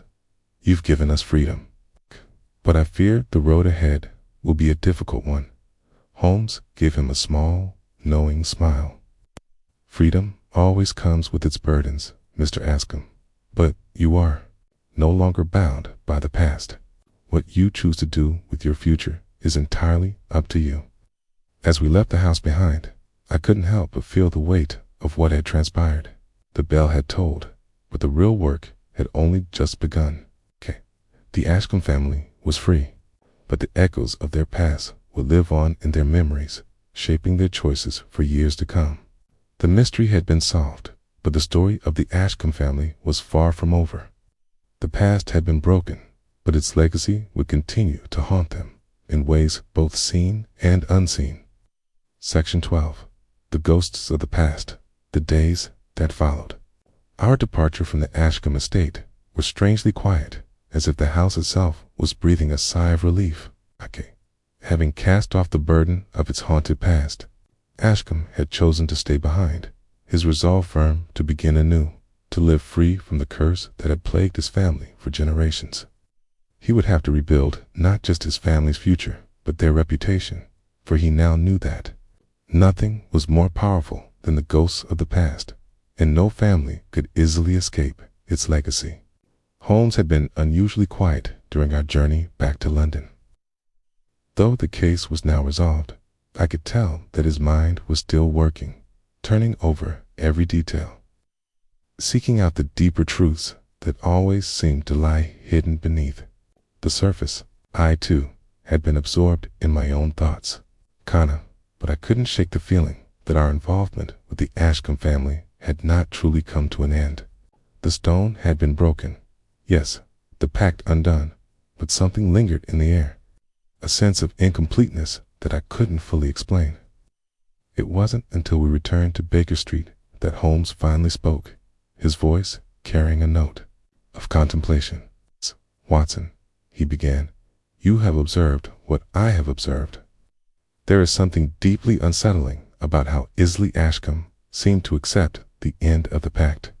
The weight of his family's history should have made the decision to sever the cycle far more difficult." I looked up from the letter I had been reading. "Do you think there's something more to it?" Holmes's sharp eyes met mine, his expression thoughtful. "I do. When we arrived at the Ashcombe estate, Mr. Ashcombe was understandably distressed, but by the time we left, he seemed almost relieved. His family had been burdened with a dark secret for centuries, and yet, when faced with the opportunity to break the cycle, he seemed to accept it without the full weight of what that would mean. It was almost too easy." So I thought about it. For a moment, he did seem determined, but you're right. It didn't seem like a typical response, especially considering the history we uncovered. Holmes stood up from his chair, pacing slowly across the room. "The history, Watson, is what troubles me. We know what the Ashcombes did to gain their wealth and influence, but what we don't know is how they kept this secret for so long, and why the pact's power seemed so easily severed." The bell tolled, and yet once the cycle was broken, there was no immediate price to pay. Not for Mr. Ashcombe, at least. I frowned, still trying to piece together Holmes's reasoning. "You believe there's a hidden element to the pact, that we've missed, that the cycle isn't truly broken?" Holmes turned back to me, his eyes narrowing with the faintest glimmer of insight. "Precisely. We may have severed the connection between the Ashcombe family and the stone, but what are the consequences of their actions? What of the forces that were called into being by the pact? Breaking the cycle does not simply erase what has been done. The ghosts of the past still linger, and sometimes those ghosts don't depart so easily." His words hung in the air like a cloud of suspicion.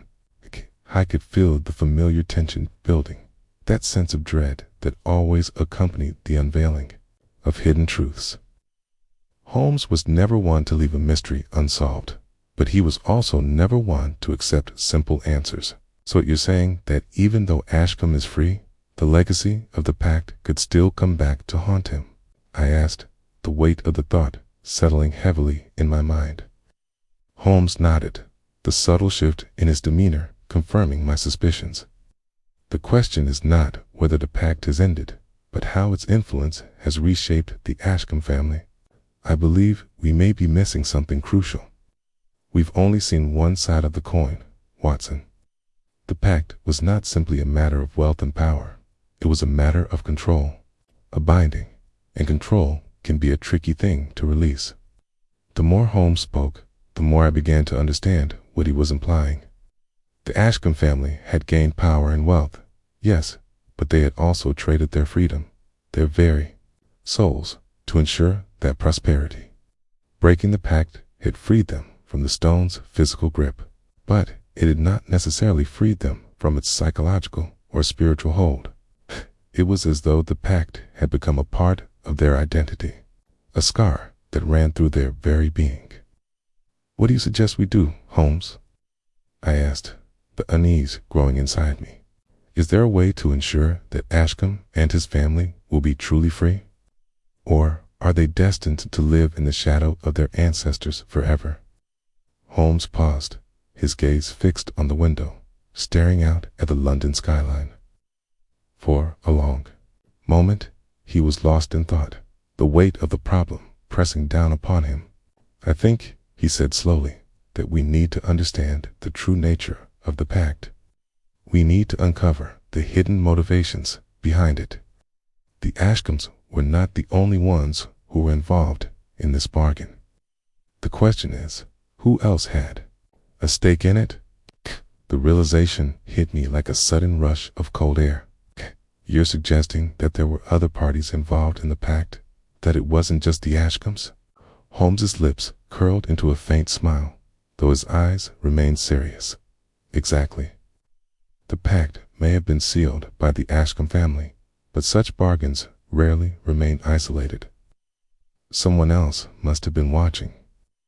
Someone else must have been benefiting from the power the Ashcombes acquired. And if that's true, then there are still forces at play that we have not yet fully understood." I nodded slowly, the pieces beginning to fall into place. The pact had been more than a simple transaction. It had been part of a larger scheme. The stone, the bell, the tolling, they were all part of a greater web that had yet to be unraveled. Holmes's voice was low, almost to himself, as he continued. The bell tolled once more because the pact was reaching its natural conclusion. But the question remains, who or what will act now that the cycle has been broken? The answer lies beyond the Ashcombe family. It lies in the legacy of the pact and in the forces that are still bound by it. There was a deep, unsettling silence that followed his words. The air in the room felt thicker, as though the walls were closing in around us. I understood now that the mystery was far from over. The Ashcombes may have broken free, but there were still threads left hanging, loose ends that needed to be tied up. The bell's toll was not the end. It was merely the beginning of a new chapter, one that would require careful unraveling. Holmes turned back to me, his expression as focused as ever. "Kay, we must return to the Ashcombe estate, Watson." There is still more to uncover. The bell may have stopped tolling, but its echoes have not faded. Not yet. I stood, my thoughts racing, and nodded. We had done what we could to break the cycle, but now, it seemed, we had to face the true consequences of our actions. The ghosts of the past were far from gone, and we were about to confront them head-on. Section 13. The Unseen Hand. The journey back to the Ashcombe estate was not a long one, but every minute of the trip felt drawn out, laden with the weight of uncertainty. Holmes was quiet, his sharp mind undoubtedly working through the myriad possibilities, piecing together the fragments of a mystery that had yet to fully reveal itself. I, too, was lost in thought, wrestling with the unsettling sense that we were not yet finished with this case. We had broken the pact, yes, but Holmes's cryptic words that the Ashcombes were free, but not entirely liberated, lingered in my mind like an unanswered question. As the estate loomed before us once more, I could see the fog returning, curling around the manor like a shroud.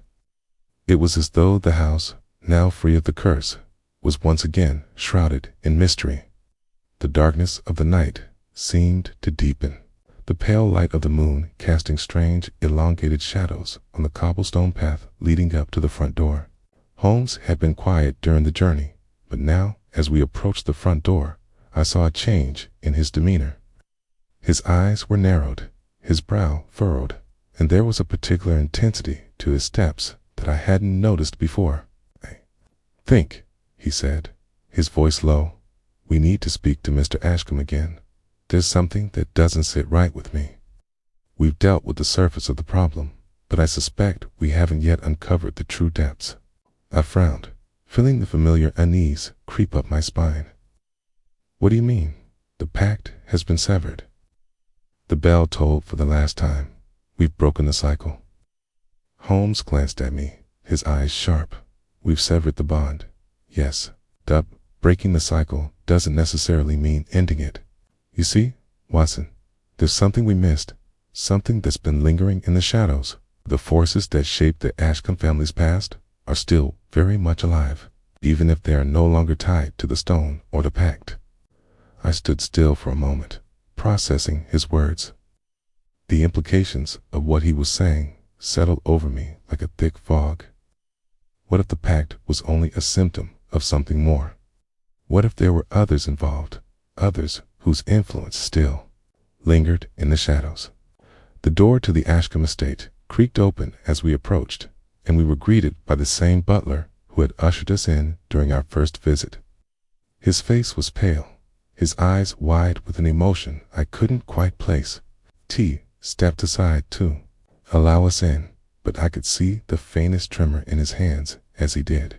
"Mr. Ashcombe is waiting for you," the butler said, his voice strained as though he were on edge. "But he's not the same." "He's changed, sir. Since you left, he's been different." Holmes nodded slightly, a flicker of understanding crossing his features. "Lead the way, then.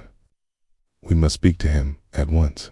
We followed the butler through the dimly lit hallways, the familiar creaks of the old house sounding even more pronounced in the stillness. It felt as though the house itself were holding its breath, waiting for something to happen. When we reached the study, the butler paused and gestured toward the door, his expression a mix of apprehension and concern. "Mr. Ashcombe is inside, but—" he hesitated before opening the door. "Please, be careful, sir. He's not himself." Holmes's brow furrowed as he pushed the door open, stepping inside. I followed close behind, my heart thudding in my chest. Tom sat in the same chair as before, but there was something starkly different about him now. His posture was rigid, his eyes wide and unfocused, as if he was staring into a distant, unseen place. His face was pale, almost sickly, and his breathing was shallow, labored. He didn't seem to notice our arrival at first, his gaze fixed on something we couldn't see. It was as though he were lost in a trance, caught between the physical world and some other, darker reality. "Mr. Ashcombe." Holmes's voice cut through the silence like a knife. There was no answer. Holmes stepped closer, his eyes scanning the man's face with practiced precision. "Mr. Ashcombe, can you hear me?" A slow, eerie smile curled at the corners of Ashcombe's lips. His eyes flickered briefly toward Holmes, and then he spoke in a voice that didn't seem his own, cold, distant, and tinged with an unnatural edge. "You thought you had freed me, Mr. Holmes, but freedom has a price." Holmes's eyes narrowed, his expression hardening. "What do you mean, Mr. Ashcombe? You are free. The pact has been broken. Oh, you and your family are no longer bound to that stone or the bell." Ashcombe chuckled darkly, a sound that seemed more like a rasp than a laugh. "Freed? You think this is freedom? You freed my body, Mr. Holmes, but not my mind. I am still bound to the past, still tethered to the pact my family made. I can feel it inside me. The power will not let go. It has never let go." I felt a chill spread through the room. The man before us was not the same as the one who had spoken with us just days ago. This was not the Ashcombe I had come to know. This was someone else entirely. someone who had been touched by something far darker. Holmes's expression was now a study of cold calculation.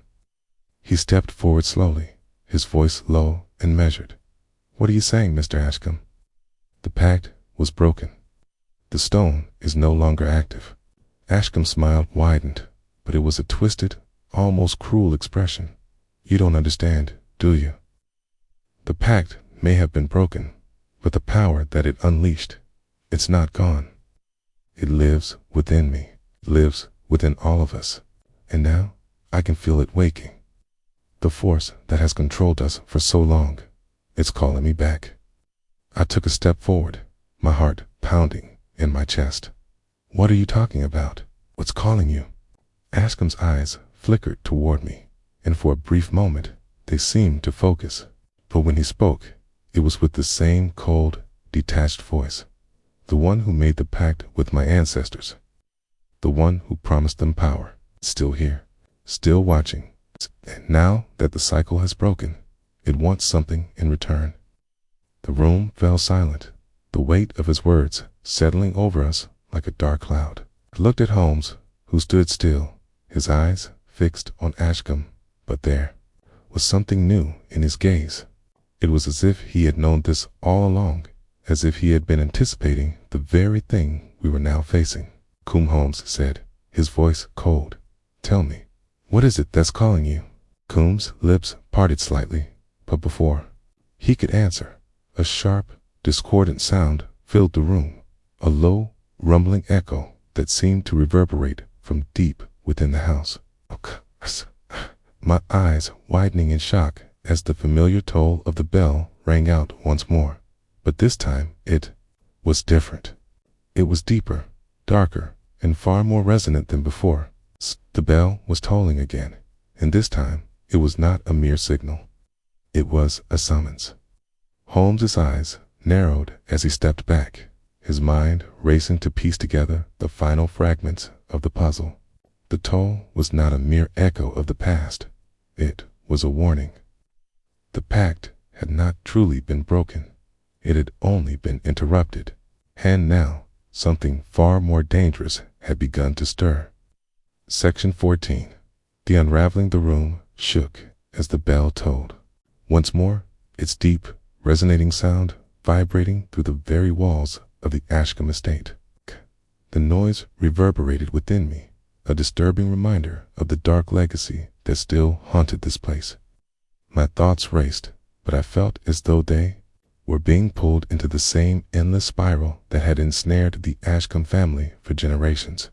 Holmes, his face as cold as ever, stood motionless for a moment, his eyes fixed on Ashcombe, who sat in his chair, his eyes wide with fear. But not just fear, a palpable sense of something far darker, something that had been sleeping, but now was stirring once more. The toll of the bell echoed throughout the house, its sound now unmistakably different. This was not the faint, distant chime that had once haunted Ashcombe's brother.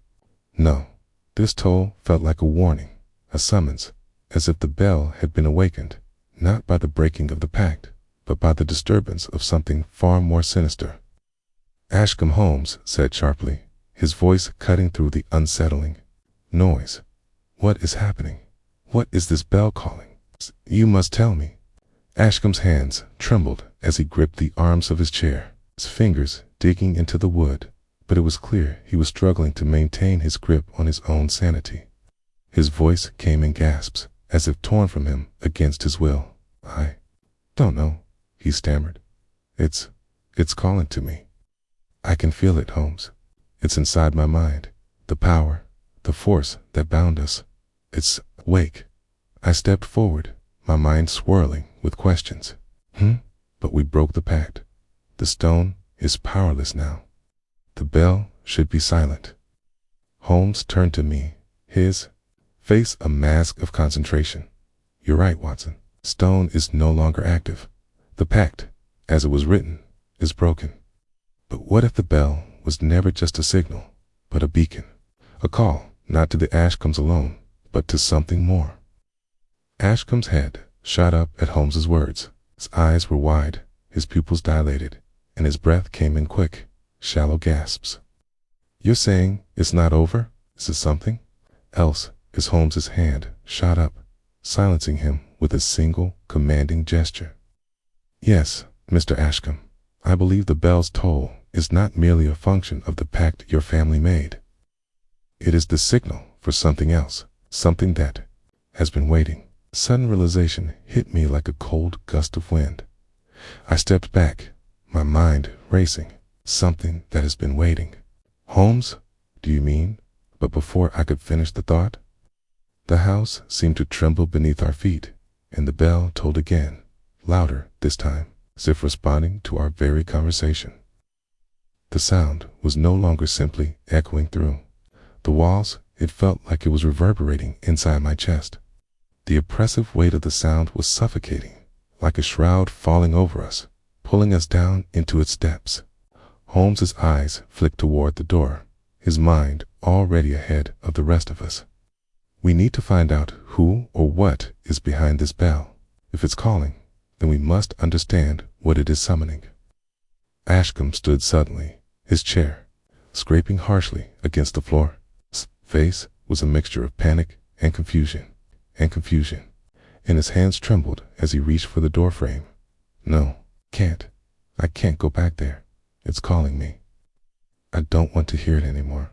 I don't want to be a part of this." Holmes moved swiftly, his hand gripping Ashcombe's, armed with an iron-like grasp. "You have no choice. You are tied to this, Mr. Ashcombe. The bell is not merely a sound. It is an invitation. And until we understand what it is summoning, we cannot leave." Ashcombe's eyes darted around the room, his mind clearly racing, but he did not pull away. The toll of the bell had drained him of his will, and in that moment I could see the toll that the past had taken on him. It was not just fear that gripped him now. It was a kind of desperate inevitability, as if he were caught in the pull of a force he could not fight. I looked to Holmes, and the grim resolve in his expression told me all I needed to know. There was no escaping this. We had to follow the call, whether we were prepared or not. "We're going to find out what's behind this," Holmes said, his voice as cold and certain as steel. "Follow me, Watson." We made our way quickly through the house, the tolling of the bell growing louder with every step we took. It was as though the sound itself was guiding us, pulling us deeper into the heart of the mystery. The halls seemed darker now, the walls pressing in on us as if the house were alive, its pulse quickening with every step we took toward the source of the bell's call. We arrived at the library, the door creaking open at Holmes's touch. Ashcombe's hand rested on the doorframe, his body rigid as though he were rooted in place, unable to move. His face was pale, his breath ragged. He seemed paralyzed by some unseen force. Holmes turned to him, his voice softer now, though still carrying the weight of his authority. "Mr. Ashcombe, we need you to come with us. This is the only way to end this." Ashcombe nodded slowly, his movements almost mechanical. He stepped into the room, his eyes locked on the floor, unwilling to meet either of us. I felt a strange, eerie sense of déjà vu as we entered the library, though it had been only days since we had been there. It felt as though we were walking through the same halls of this house, but with a different purpose now, one far more sinister. Holmes moved swiftly across the room, his eyes scanning the space with their usual intensity. The bookcases, the fireplace, the chairs, everything seemed ordinary at first glance. But then Holmes stopped in front of the large portrait that hung above the mantel, the one that had seemed so out of place the first time we had seen it. The painting depicted an ancient figure, one that seemed eerily familiar to Ashcombe. It was of a man, a figure dressed in elaborate ancient robes, his hands raised in an almost ceremonial gesture. His eyes, however, were the most unsettling part of the portrait. They were fixed on us, their gaze unblinking, as if he were watching our every move. Holmes studied the painting for a moment, his brow furrowed. "This man," he murmured. "He is the key. The pact was not just sealed by the Ashcombs. This man is the one who made the bargain, the one who gave them the power they sought. I stepped closer, my curiosity piqued. Who is he, Holmes? What does he want? Holmes turned toward me, his expression more intense than I had ever seen it. This man was no mere benefactor of the Ashcombe family. Hey, he is the one who sought to control them, and through them, to gain power over the forces they had bound. Themselves, too. He is the force that has been waiting. Watson, the bell, the stone, they were all tools to summon him. I felt the cold chill of realization settle over me. The bell had not only told to mark the end of the pact, it had told to signal the return of the man who had made it all possible. The power behind the Ashcombe family's rise was not over. It was just beginning. Holmes stepped forward, his voice steady but filled with a grim certainty. This is not merely a matter of breaking the cycle. It is about confronting the true source of the power that has held your family in its grip for centuries. And until we understand who this man is, we cannot break the cycle for good. The bell tolled once more, louder than before. The sound echoed through the house, pulling us toward the truth, and towards the man whose influence had never truly left. Section 15. The Return of the Pact. The bell tolled again. Louder this time, its deep, reverberating sound shaking the walls of the Ashcombe estate. The very air seemed to throb with it, heavy and oppressive. I could feel it deep in my bones, a reminder of the pact, of the force that had bound the Ashcombe family for generations. It was as though the house itself was alive, responding to the bell's summons, drawing us towards something we had yet to fully understand. Holmes's face was set in a hard, focused expression, his eyes never leaving the painting of the man in ceremonial robes. The portrait seemed to stare back at us with an unnerving intensity, as though it had been waiting for us to arrive at this very moment. It felt as though the past itself was waking, its long-dormant power stirring, preparing to make itself known once more. "We are very close now," Holmes said, his voice a quiet whisper, as if speaking to the house itself. "It's the man in this painting, the one who sealed the pact with the Ashcombes, is the one who has been watching, waiting. He is the force behind it all." I stepped closer to the painting, my eyes tracing the figure in the portrait. There was something unsettling about the way his eyes seemed to follow us, as though he were alive, observing our every move. The man in the painting had the air of a king, his robes adorned with ancient symbols, his hands raised as if in the midst of some arcane ritual. His expression was one of power, of control, but there was something darker in it, something that sent a chill through me. "Who is he, Holmes?" I asked, my voice low. "What is his connection to the Ashcombe family?" Holmes's eyes were narrowed, his mind already piecing together the puzzle. "This man is not just a figure from history, Watson. He is the one who made the deal with your ancestors. The pact was never just about wealth or power. It was about control. This man, whoever he was, offered the Ashcombes everything they could ever want in exchange for one thing: their loyalty, their souls." I felt a strange sensation at the mention of souls, as though the words themselves had awakened something within the house. The temperature in the room seemed to drop, and the hum of the bell grew louder, as if answering Holmes's words. The house was coming alive around us. The pact was more than just an exchange of material wealth, Holmes continued, his voice growing more intense. It was an exchange of something far deeper. The Ashcombes gave up their very essence, their very identity, in exchange for what they sought. And now it seems that the price has come due. I turned to Ashcombe, whose face was pale, his eyes wide with a mixture of fear and understanding. He was standing in the doorway of the library, his hands shaking as he clutched the doorframe for support. He looked as though he were caught between two worlds, as if he were being pulled in different directions by forces beyond his control. I I don't understand, he said, his voice trembling. I thought we had broken the cycle. I thought I was free. But now, it feels like something's coming for me, something I can't escape. Holmes's gaze softened, but his voice remained steady. You were never truly free, Mr. Ashcombe. The bell was a signal, yes, but it was also a warning. The cycle may have been broken in one sense, but the power that was summoned by your ancestors has never truly faded. It was merely lying dormant, waiting for the right moment to awaken. And now, that moment has come. Ashcombe's face contorted in confusion and fear. But we severed the connection. We freed ourselves from the pact. The stone is gone. Holmes turned to face him, his expression hardening. Stone was merely a symbol.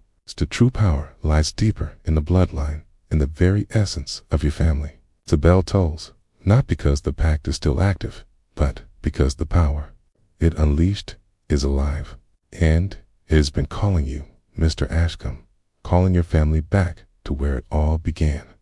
The room was silent, the only sound the faint echo of the bell tolling in the distance. Ashcombe's eyes darted to the door, and for a brief moment I thought he might flee. But then his shoulders slumped, and he stepped into the room, his expression resigned. What do I do now? He asked, his voice barely a whisper. Holmes took a step forward, his eyes locking with Ashcombe's now. Mr. Ashcombe, you must confront the true source of your family's power. You must face the man in this painting, the one who made the pact. We need to understand who he is and what he wants.